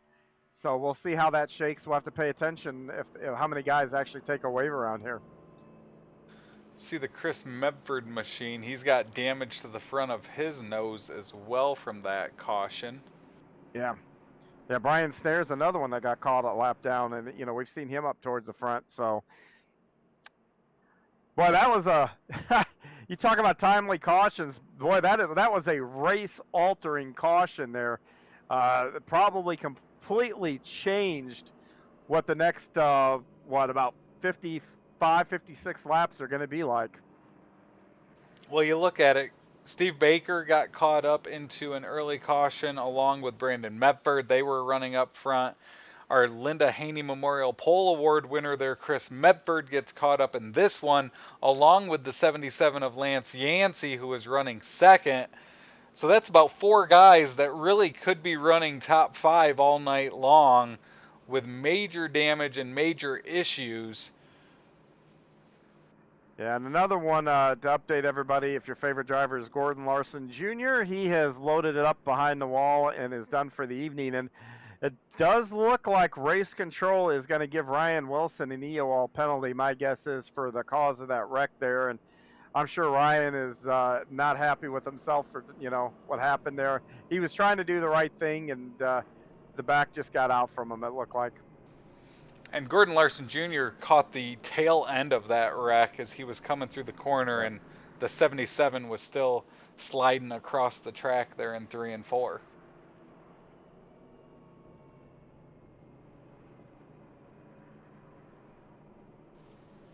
Never a boring moment with the Light Electric Company NextGen Series, John, as we've got another great event here at Charlotte. As we make our way towards lap 100, we've got 97 laps complete this time by. Yeah, and just take note here, Chris Berg is behind Nathan Bishop, so we'll be interested. I think all those cars from Bishop on up which includes Snare up there, I think are going to get a chance to get the wave around here. So that will put 2 of our guys that have been players up in the top 10 back on the lead lap here. Still sorting out the field. Our third Willis Landscaping caution of the night here on lap 95 involves the 77 of Lance Yancey, the 46 of Chris Medford, and the 29 of Ryan Wilson. And it looks like the wave arounds are going around now. Yeah, and they're getting a late start on that. Should get back around, but I think it's going to be close for them to get back around. Reminds me of a Days of Thunder with Cole Trickle going to be at top speed as the field takes the green at Daytona. Well, you know, I saw that in real life happen. I think it was the All-Star race right here at Charlotte. Didn't Kyle Busch do that once where he timed it, was like flat out when they took the green, jumped to the outside and passed I don't know how many cars? I could have swore I saw him do that. You can see the split of the field right now as guys make their way around. I do think it was Kyle Busch at Charlotte. I think Kyle is probably one of the better historians of Days of Thunder with all his ties to it through his career. Absolutely. So the Blackhawk Motorsports restart zone is back, as it will be lap 99 as we go back to green here at Charlotte Motor Speedway in the Kindred Spirits Paranormal Team 225. It's Chris Berg, Brian Littleton, Troy Radford, and Travis Smith, your top four. And we are back to green here at Charlotte. You can see the cars spread out. Radford makes a move on Littleton by the time they go into one.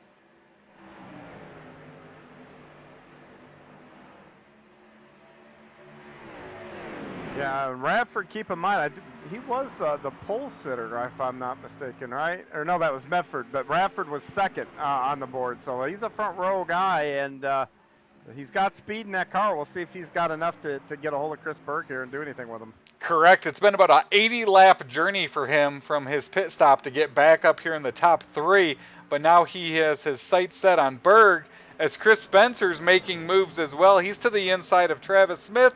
The 41 of Matt McMeekin following him through as the 43 of Mitchell Snares there as well.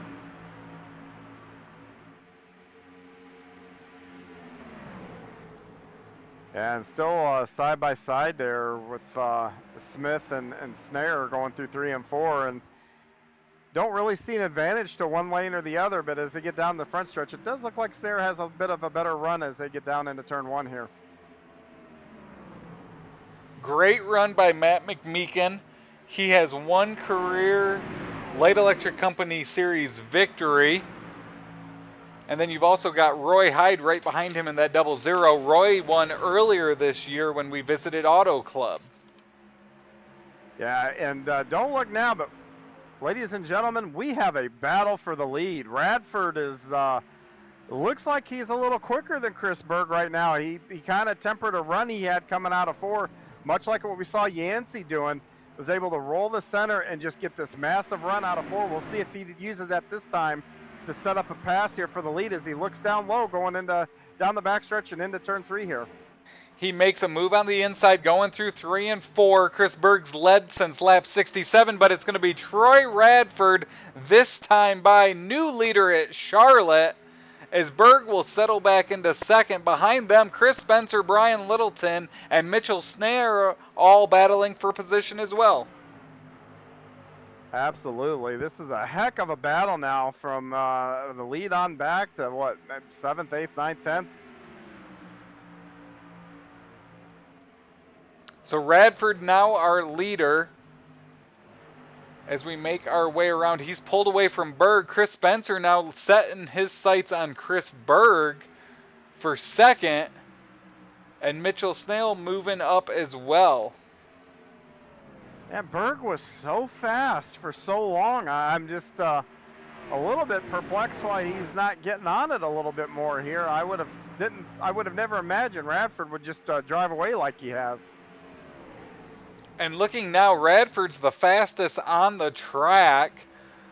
with Berg really falling into an average speed of all the cars out there, with Chris Spencer even faster than him right now. Your top 5, Radford, Berg, Spencer, Snare, and Littleton, 5 guys that have been out front quite a bit this season, have now settled in as we are on lap 106 of 150 here at Charlotte.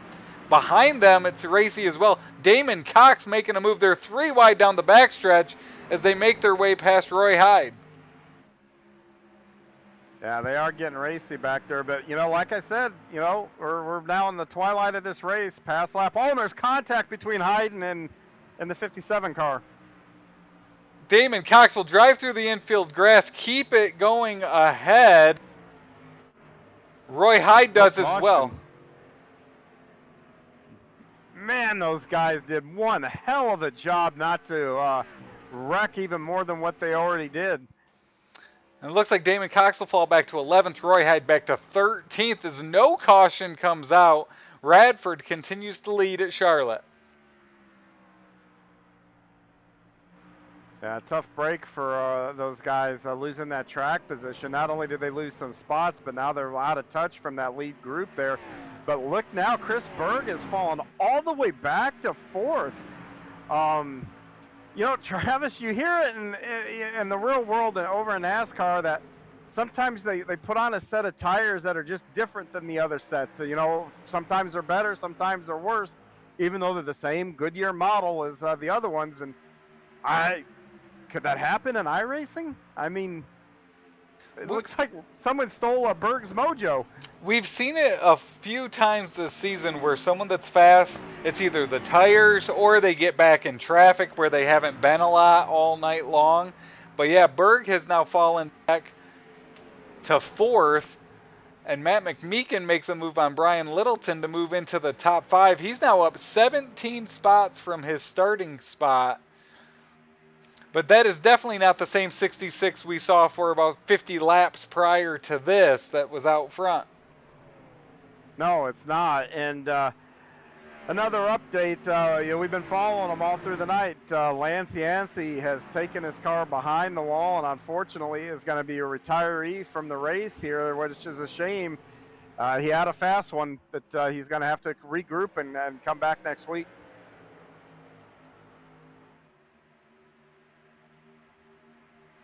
So after about 11 laps, our restart zone finally falls off for us as we're on lap 111 of 150. We went back to green on lap 99. And in that time, Chris Berg, our leader, has fallen back to 4th. Troy Radford has taken over the lead. And it's really interesting. 2nd through 5th are some guys that have really moved up through the field. And part of it's been their progress up towards the front, but then also we've had a handful of guys that were running up front that have had a lot of trouble here tonight.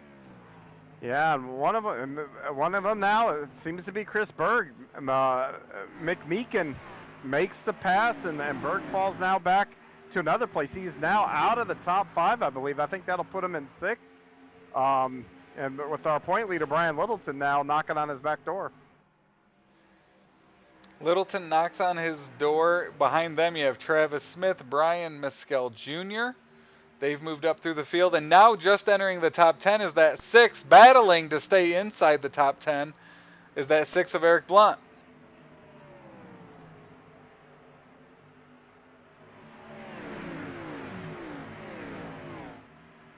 Yeah, Eric's had a quiet but a good night here. We haven't talked about him too much, but he's having a heck of a run here. He's come up, started the race. Where did he start that race? I just lost his name on that rundown. 27th. Yeah, so he's having definitely a really good run here for him.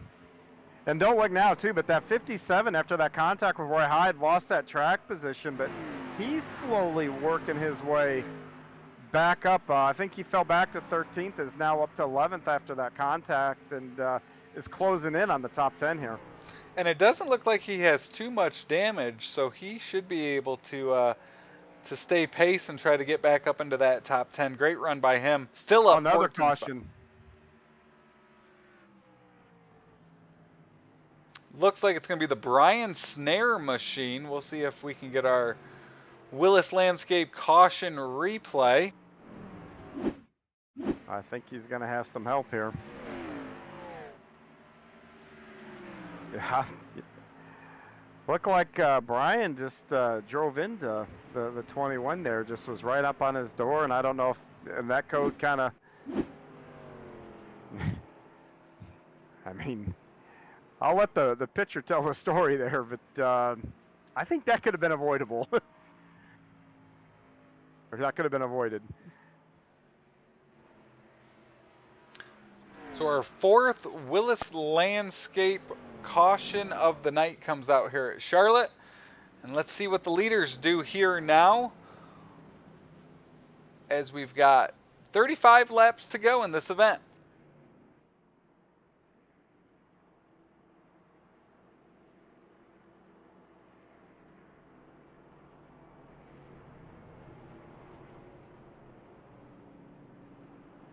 So with 35 laps to go, what is your pit box strategy here, John? Oh boy.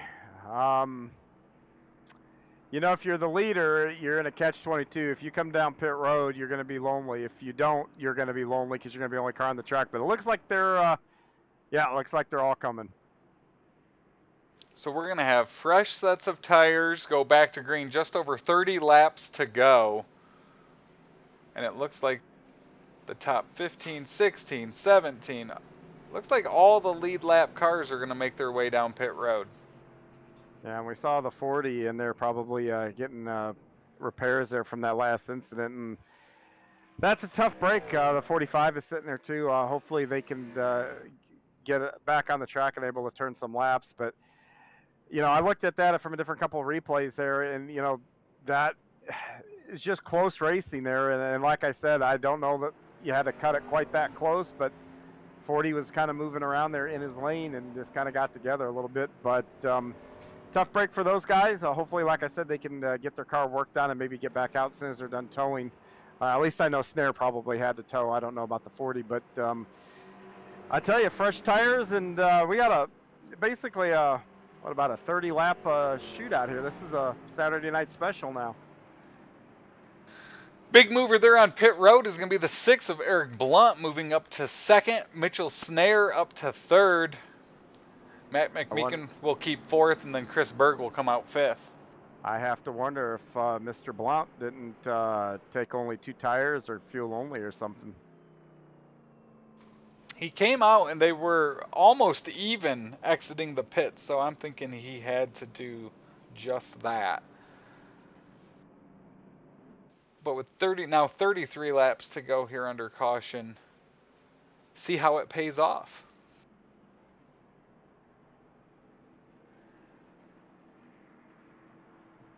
This should be interesting, you know, the tire strategy playing out like this.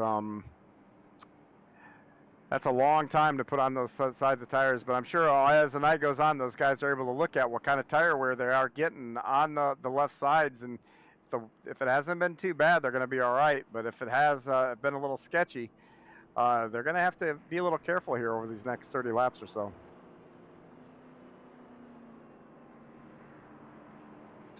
So as we complete some more caution laps here at Charlotte, great field turnout tonight, 31 cars, thanks to all the drivers that have entered in tonight's Kindred Spirits Paranormal Team 225 here at Charlotte. It's been fun calling all the action as always, John. Oh, absolutely. Every week is just, it's such a kick to watch these guys. They put on such great shows week in and week out. So watching, we've got the Steve Baker machine out front. He's currently running 23rd. Brandon Medford, he's up there as well, running 20th. And I think it's Ryan Wilson.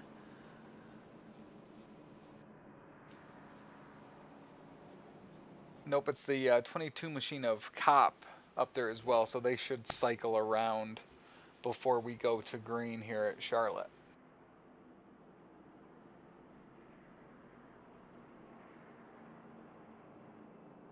And that's going to put 2 more guys back on the lead lap, including that 83, which I think has had some speed of Brandon Medford. He started 4th tonight, so he qualified really well, and I think just had some early mishap in one of those earlier incidences. But he's finally going to be back on the lead lap, I believe, if he's one of those cars that got the wave around, which I think he is. So they'll make their way around, and we will get lined back up double file to go back to green. It's going to be 31 laps to go when we go back to green this time by here in the Kindred Spirits Paranormal Team 225. We've had 4 Willis Landscape cautions, and we're about to head back through the Blackhawk Motorsports restart zone and get back to exciting action. It's going to be Radford Blunt, your top 2, with Mitchell Snare and Matt McMeekin in row number 2. And both guys that caused this incident have both taken their cars back behind the wall. Both Timothy Woodson and Brian Snare are out. But real quick here, before we get this green flag here, I'm going to be watching this 66 car. That last run was just a disaster for him. We'll see if a different set of shoes will get him moving back in the right direction. And Troy Radford will lead us back to green. Great restart there. The 43 of Mitchell Snare will follow in behind him. As they go into turn 1, Blunt will fall back to 3rd, and Chris Berg makes a move on the inside of McMeekin, moving up to 4th. Now, so far, so good for Berg. He has a great run through the center of the corner. He is down below Blount going into turn 3 here. So he's able to he's picked up 2 spots. It gets a little loose in the middle of the corner. And, oh, Blount goes around. Blunt goes around, and we'll bring out our 5th caution of the night as he collects some others. Brandon Medford, who just got back on the lead lap, and Steve Baker, who had problems all night long, will get caught up as well. All that work Medford put in all night, and oh, that's tough.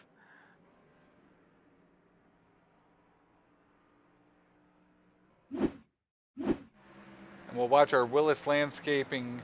The 6 gets sideways, bounces off the wall, and then it's really towards the back of the back that gets collected. Blunt made that 2-tire pit stop that last caution to move up to 2nd, and it did not work out as he had planned. No, and there's a lot of cars. I think some things happened after that fact. Oh, they did. Both Damon Cox and Chris Spencer, I guess, maybe got a little bit of a tap of that, and even wrecked a little bit. Oh, they didn't. They just came together on the track trying to avoid it. Spencer and, oh, geez, Dustin Ping and there's a lot of guys. Ryan Wilson ends up parked on the pit wall there on the inside of turn 4. So we catch that 2nd caution after the fact. Really shaking up our top 10 here with under 30 laps to go. Yeah, big time. Brandon Medford, after all that work to get back on the lead lap, and his his being on the lead lap didn't even last a lap, and he has now pulled his car. He took that thing right behind the wall, didn't even attempt to fix it, and tough break for him. I really do feel for him. That's a tough pill to swallow. So the list of cars involved in that caution longer than first expected. One car I see now making his way up that got caught up in an earlier caution. Chris Medford up to 12th now. And then also one of the guys that stayed out during a green flag run earlier longer than anybody else is that 54 machine. He's currently just sitting outside the top 10, that Justin Walters car. Yeah, the last couple of cautions have really shaken things up, and the attrition now is really starting to come in here. We got, let me count them up here. 1, 2, 3, 4, 5, 6, 7, 8, 9, 10, 11 cars now that have all taken their cars behind the wall and retired for the night. And I do believe that's probably going to be the highest number that we've seen this season.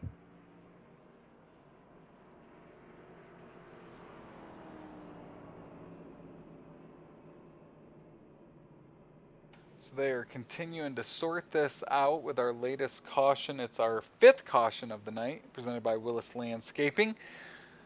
When we go back to green, it's under 30 laps to go in our Kindred Spirits Paranormal Team 225.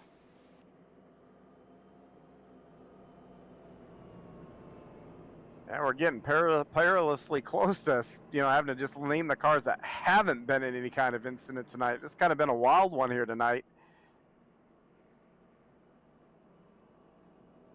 But you know something, we were talking about that run before for Chris Berg, how he just kind of almost like had a parachute out in the back of that car. Well, he got a really good restart, and I'm kind of looking at him now as he's going to start to come by the front stretch here.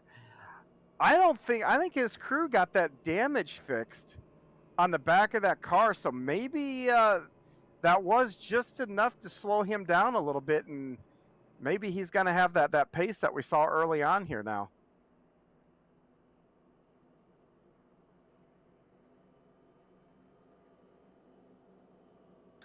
So you have Troy Radford out front. He's got 14 career Light Electric Company NextGen Series victories.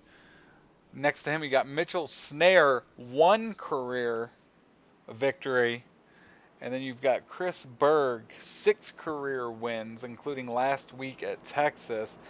And if you remember last week at Texas, it was Berg first, Brian Snare second, with a great run for him. Now it's the other Snare up front today battling for a victory here at Charlotte. Yeah, it's anybody's race still. I mean, anything can happen here. I mean, 25 laps when we go green. Still going to be plenty of time to have some chaos, but also to have some really good racing here. So I would have to say, once again, buckle up here. This is going to be it's going to be quite the shootout.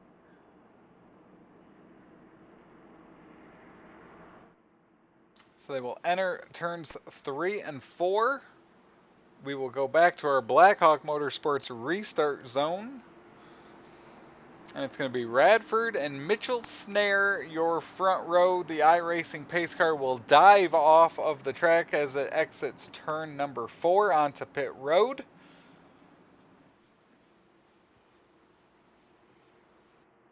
And as Radford moves into the Blackhawk Motorsports restart zone, will bring us back to green. Great restart there. Berg will move to the inside of Mitchell as they go into turns 1 and 2. Matt McMeekin stays high, opens the door for Littleton as they go into turn 1. And Berg is now up to second as they come out of turn 2 here. So he has found the speed back in that car, making his way back up towards the front here. Well, gonna be fun to watch. Does he have anything for that 94? So it's Radford, Berg, Mitchell, Snare, Matt McMeekin, Brian Littleton, your top 5. Single file until you look back at the Nathan Bishop, Chris Medford machines at the battle for 10th.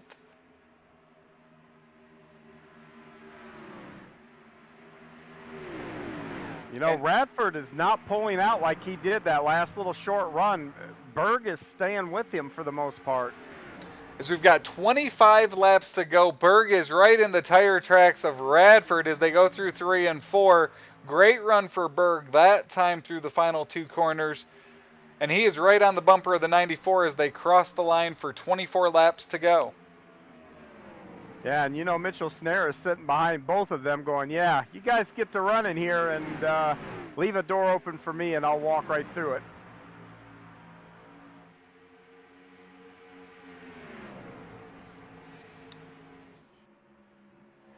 Oh, that 66 looks so loose getting into the corner. I can see that car dancing across the asphalt as he gets into 3. And now as it come down the front stretch, and he's driving that thing for all it's worth right now. We'll jump in into the side with Chris Berg with the Shake and Bake in-car cam presented by Blackhawk Motorsports as he tracks down our leader down the backstretch and dives into turns 3 and 4. Yeah, and I don't know if he's got some time here to be patient. He doesn't have to force anything right now, but Radford has that car and is doing a really good job. Watch when we get down here to 1 and 2. Radford has a little bit up there, but then he comes right down on that white and blue line, right through the center. It's not leaving anywhere for Berg to get his nose in to kind of get Radford up the track at all.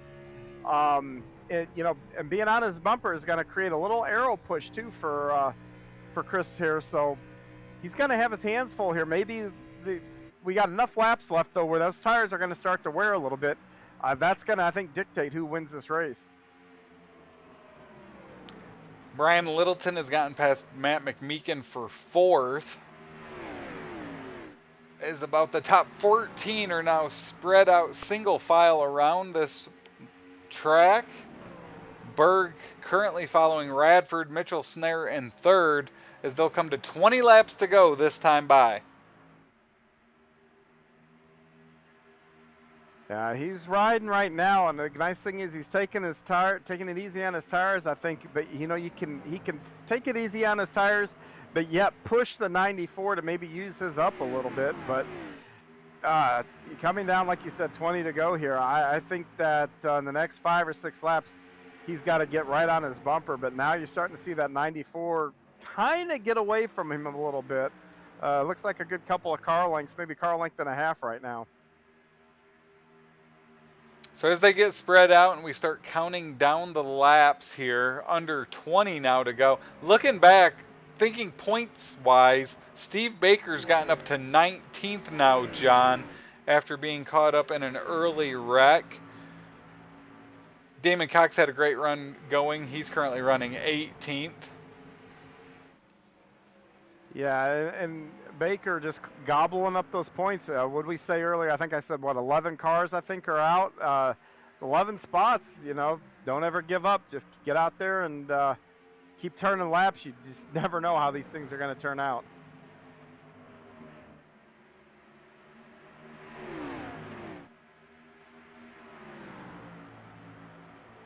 Travis, Berg is closing it back up now on Radford here. We've watched him close the gap now under 0.2 of a second as they make their way off. I just lost a ton of time right there. Radford definitely got off turn 4 better than Berg that time by. Yeah, Berg had a big push, big slide coming out of that corner. That front of that car slid up the track there, and that's going to cost him dearly.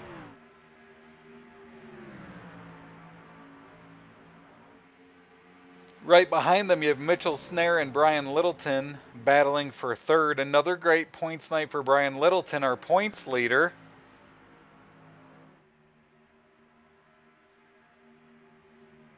He is slowly reeling him back in, but that one little bobble there coming out of 4 is now going to take him 3 or 4 laps to close back in, and the time is running out. You can't have too many of those more bobbles here before it's just game over.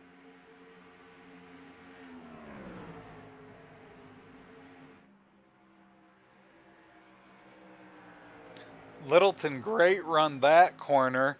Moves up to the bumper of the 43, taps him as they come down the front stretch. Doesn't make a move on the 43, so just following in line here with 15 laps to go at Charlotte. Littleton's getting these great runs coming off the corner, just outstanding runs. And I said he's had a couple of problems here the last week or two, but man, this guy, this is his MO. I mean, he hangs around somewhere between 5th and maybe 10th, a good part of the race, and all of a sudden the pay window opens, and here he is inside the top 5. Top 3 trying to knock down another win. So Littleton gets past Mitchell Snare. We watched Justin Walters pass Travis Smith for 9th. A great run by Justin Walters. And speaking of points racing, Roy Hides moved up to 8th. So a great run for him tonight as well. As we've seen a lot of action, we've had 5 Willis Landscaping cautions that have taken out a handful, a half a dozen really, fast cars we've seen all night. But with 13 laps to go, it's Troy Radford, Chris Berg up front. And Radford looks to count down the laps here as the Kindred Spirits Paranormal Team 225 is about to come to a close. It'll be 12 laps to go this time by. And Radford's just not putting a tire wrong at this point. He's kind of opened up a little bit of a lead now on Chris Berg. I think Chris found some of the speed that he had earlier, but just not enough, or maybe he even has the same speed. And this is just the first time that we've gotten to see Radford, stretch his legs out and open her up here. And, he's this late in the race, he is turning some quick laps.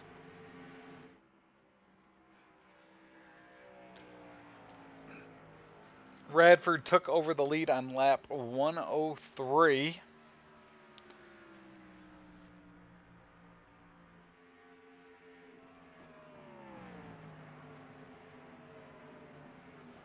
He started on the outside front row tonight.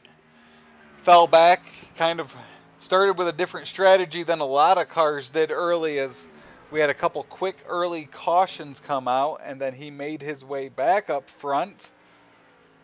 And now currently leads Chris Berg by over 0.6 of a second, and we've got 10 laps to go here at Charlotte. Yeah, right now Radford is back in that no cautions kind of praying mode. This time not so much for a pit stop, but just to get back to the end of the race here. And I am seeing a couple of cars up the track ahead of Radford. They probably won't be that big of a problem, but it doesn't matter. Anytime you're the leader and you're inside the top 10 or the 10 to go, anytime you see a car off the pace in front of you, even though they'll probably get out of your way and everything else, it's still in the back of your mind that something can go wrong here. Watching a great battle here between Mitchell Snare and Matt McMeekin. They fall back in line. Behind them, Nathan Bishop able to get past Brian Mescal Jr. Nathan Bishop making his way up now to 6th.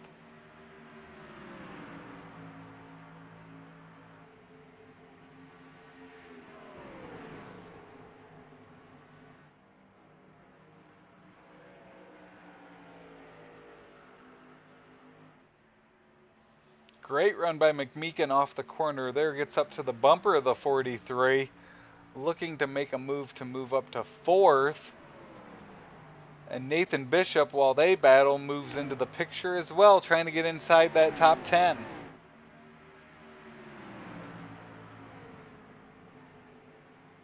Up front, getting into some lap traffic now is Troy Radford, about 0.8 of a second lead over Chris Berg. 7 laps to go this time by in the Kindred Spirits Paranormal Team 225. Yeah, it's been a very eventful 225 miles to get here to the end. What an entertaining race. And, that seems to be racing here at Charlotte, both in the real world and in iRacing. When you come here, just a lot of unpredictable things can happen.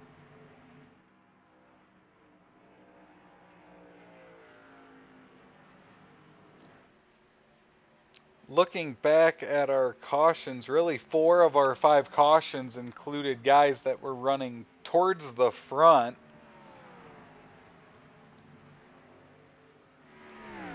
A lot of guys going to be headed to the track next week looking to bounce back with some good runs.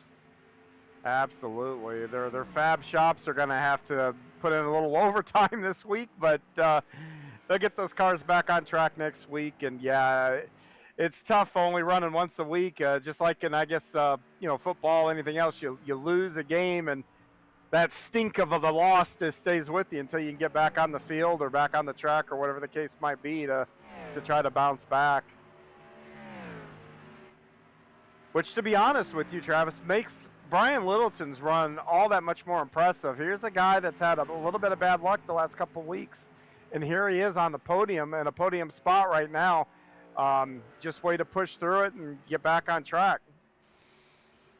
Yes, it does. And with Father's Day next Sunday, the Light Electric Company NextGen Series will actually be off next Sunday night. Oh, well, hey, there you go. You don't have to worry about Andy coming in. Yeah, so they'll return to action at Daytona on June 26th, so 2 weeks. And then this Wednesday, you'll have myself and Adam Johnson on the call for the Coolray Pro Late Model Dirt Series, the Hawkeye 40 at Knoxville. That begins at 8:05 on Wednesday night. So make sure you're subscribed and following Extreme eSpeed TV. the official home of both the light electric company NextGen Series and the Coolray Pro Late Model Dirt Series, as Radford now has 3 more trips around Charlotte to claim victory, and he is pulled away from Berg to over a second. Brian Littleton running third. Yeah, Radford just is able to. Looks like he's got a better long run car at this point than Chris Berg. His real opportunity was right there on the restart, and just come up a little bit short there. But nonetheless, another good run for Berg. I mean, you win 1 second the next week. That I would think that's what I would call being on a roll, to be honest with you. So 2 laps to go for Troy Radford. This is Troy Radford's 125th start in the light electric company NextGen Series. His stat line is full, as he's got 21 career poles. This will be his 15th career victory if he can hold on for this final lap. Over 2,100, now over 2,200 laps led in the series. Impressive run by Troy Radford. He'll make his way through turns 3 and 4 for the final time. And the Kindred Spirits Paranormal Team 225 will go to Troy Radford, your winner this Sunday night. 2nd, Chris Berg. 3rd, Brian Littleton. 4th, Matt McMeekin. And 5th will go to Nathan Bishop. What a fun race. Maybe not for everybody, but it was a really fun race all around here. These guys really not only battled each other, but they battled the track. And these guys that finished this race, it's a testament to them. We saw a lot of attrition here tonight, and these are the guys that were able to push through it and get to the end. So we will have Brian Littleton, Chris Berg, and Troy Radford join us here shortly. Troy Radford will bring it into Century Victory Lane for the 15th time in his career, as he makes his stop right there at the start-finish line on the infield of Charlotte. He'll do a burnout to celebrate.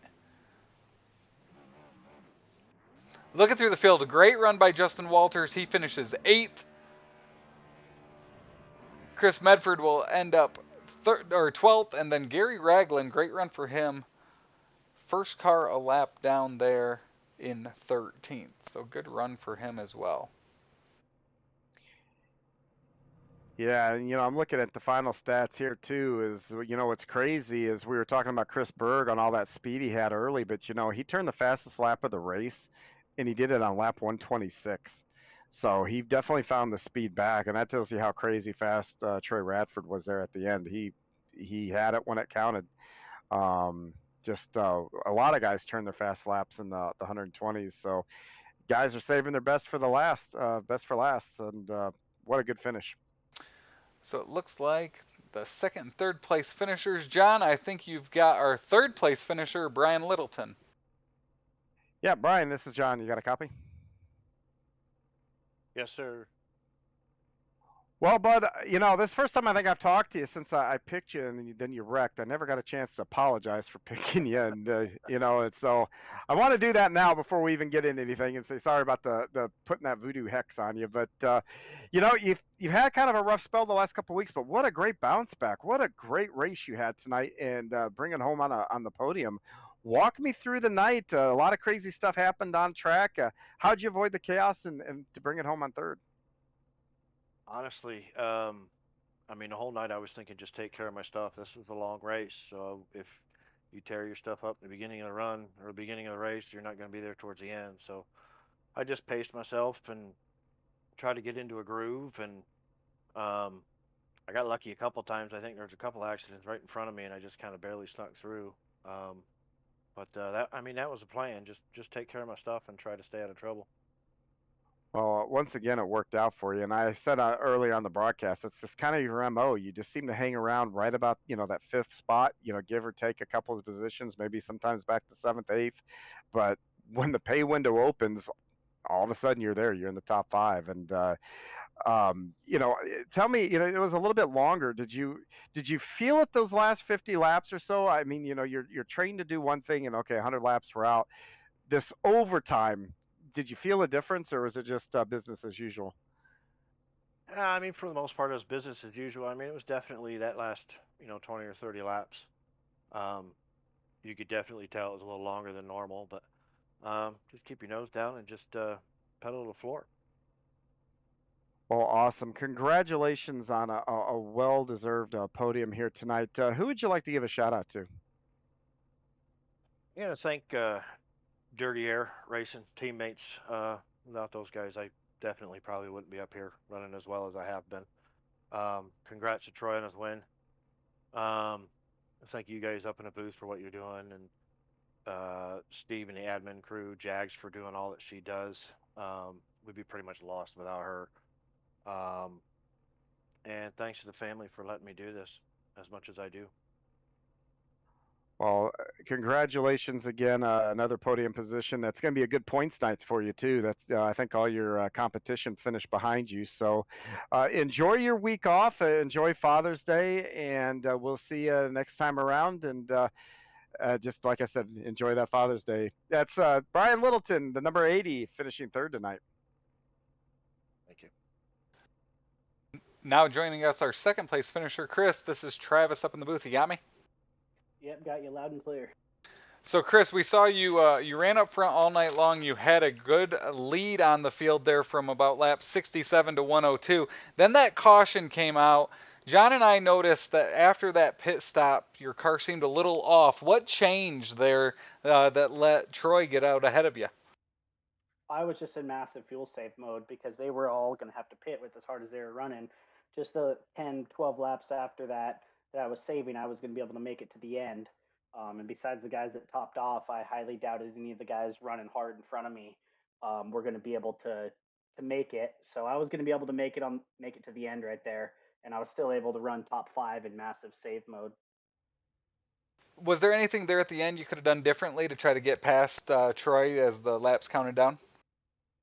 Not really. The only chance I had was about the first 5 laps after the restart, because then the leader controls. I mean, it's tough to pass, but I mean, he did his job. He drove a hell of a race, and I kind of burned the stuff up trying to get a chance to get by him. So it was just settle in, hopefully finish second where I did. So can't complain, but it sucks because the cautions flew twice tonight and ruined the pit strategy where I had a sizable lead and no one near me. So it sucks, but I'll take second.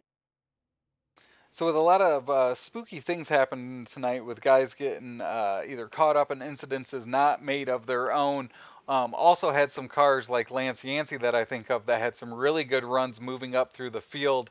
When you're a car running up there consistently, but you have cars coming and going around you, what does that do to your strategy throughout the night?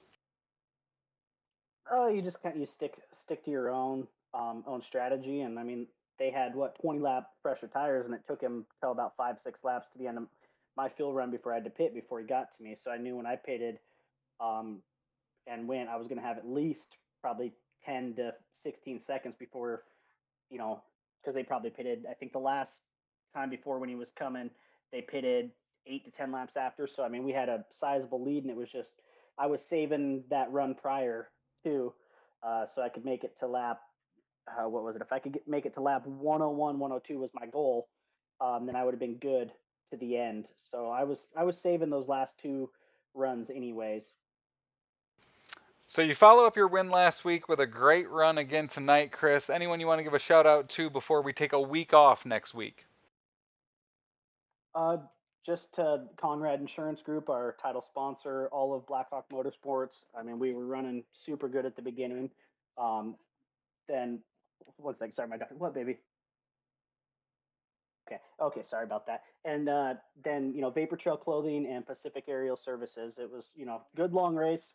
I like these longer races, especially when they go green. So it was, can't complain. Well, great run, Chris. Have a happy Father's Day next week, and we'll see you in 2 weeks at Daytona. Next, we will head to Century Victory Lane, where John has our winner, Troy Radford. Hey Troy, this is John. You got a copy? I do, guys. How are y'all doing tonight? I'm doing really well. Man, I tell you, this was an eventful race, and your race was an eventful race. You kind of yo-yoed around throughout the field there through the night. Walk me through going to the back and coming back to the front. The main thing was I wanted to do something different.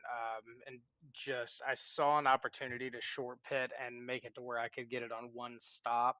So I kind of hung in the mid pack because I intentionally didn't take tires because I wanted to. Whenever I made that pit, it was lap 20. I just took fuel only. So I know I think it was Lance came rocking it through the field. He took tires. I did not. So I stayed out on those old tires for most of the run and was able to get kind of back up to the top 10. But really the whole point was I just wanted to top off on fuel and cut that thing short. And I think if that caution hadn't flown late, I think it would have played out in my favor as well. But I was catching Lance, but he had me and him had a heck of a strategy that looked like it was going to play out there.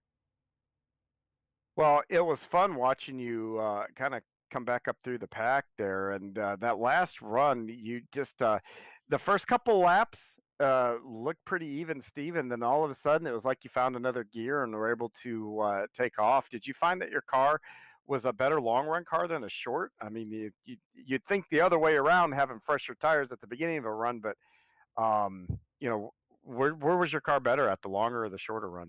Honestly, I felt better on the long run the whole night. Like I was sitting there watching lap times of people who are on comparable tires to me, and that really was my strong suit. So, I was just kind of riding at the very beginning and not trying to do anything. And when I had a little bit of contact with Steve on my right rear, got his left front, kind of knocked him up.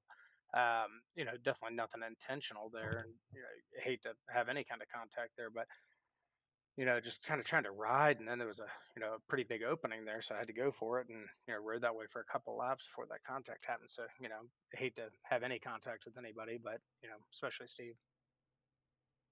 Yeah, I mean, it was if you when you go back and look at it, it was it really was more of a racing deal. It was really minor contact, and we saw that a few times where guys didn't just like really knock into each other hard, but were the cars that far on edge because a lot of the contact we saw that got guys really out of shape was really nothing more than a probably just a smidge more than a door rub, and then guys would just lose it.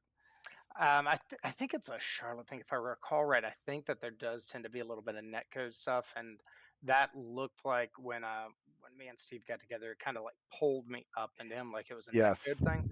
So, if I recall right, I think that's kind of a thing that we get at Charlotte a fair amount. And then that's about right because I think I saw that on a few of the incidents where it just it almost looked like somebody's back end would come around and their nose would go right up, and I hadn't seen that before, so that explains it. And I tell you though, another good run, another win for you. We're going to come back to Daytona and do the drafting thing. What are your thoughts about Daytona in 2 weeks? I don't think that you want to hear my thoughts of Daytona on the air. No, I mean, Fair enough. I always Everybody can use their imagination. Yep. Insert whatever cursing words you want to use right there. But no, I mean, I enjoy Daytona. I have some horrendous luck at Daytona. So Talladega, I tend to do pretty well on. Daytona, I can't catch a break. Well, let me ask you real quick. You had a strategy here, to kind of just bide your time, tire strategy, and then go hard at the end. What kind of strategy do you have going into a place like Daytona? Is it that much different? Are you going to ride and then go for it at the end, or how Yeah, does I that mean, play out? I've kind of done it a couple of different ways. But the way that I found that I tend to have better luck on is, just kind of stay towards the back of the lead pack. It's like if you get in that breakaway that falls behind, it's hard to catch back up. So I try to stay, towards the back of the lead pack. That way I can really get on the brakes and not have to worry about people hitting me. But you just kind of hope that you have the lucky rabbit's foot up your butt or whatever.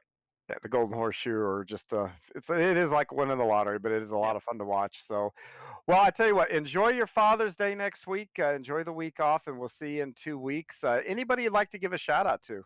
Of course, all of the guys over at Falcon Motorsports, as well as the Lucky Kidney Foundation or Lucky Fin Project, National Kidney Foundation. Of course, all of you guys, all of the admins that run this thing. It is not easy to run these shows, and they put in a lot of work. So big thanks to go to them. Well, congratulations again, Troy. And like I said, enjoy that Father's Day. That is Troy Radford, tonight's big winner at Charlotte. So another night of exciting Light Electric Company NextGen Series action comes to a close, John. We'll throw up that finishing lineup for the night. What's your takeaway now as we head into an off week and then come back for restrictor plate racing at Daytona?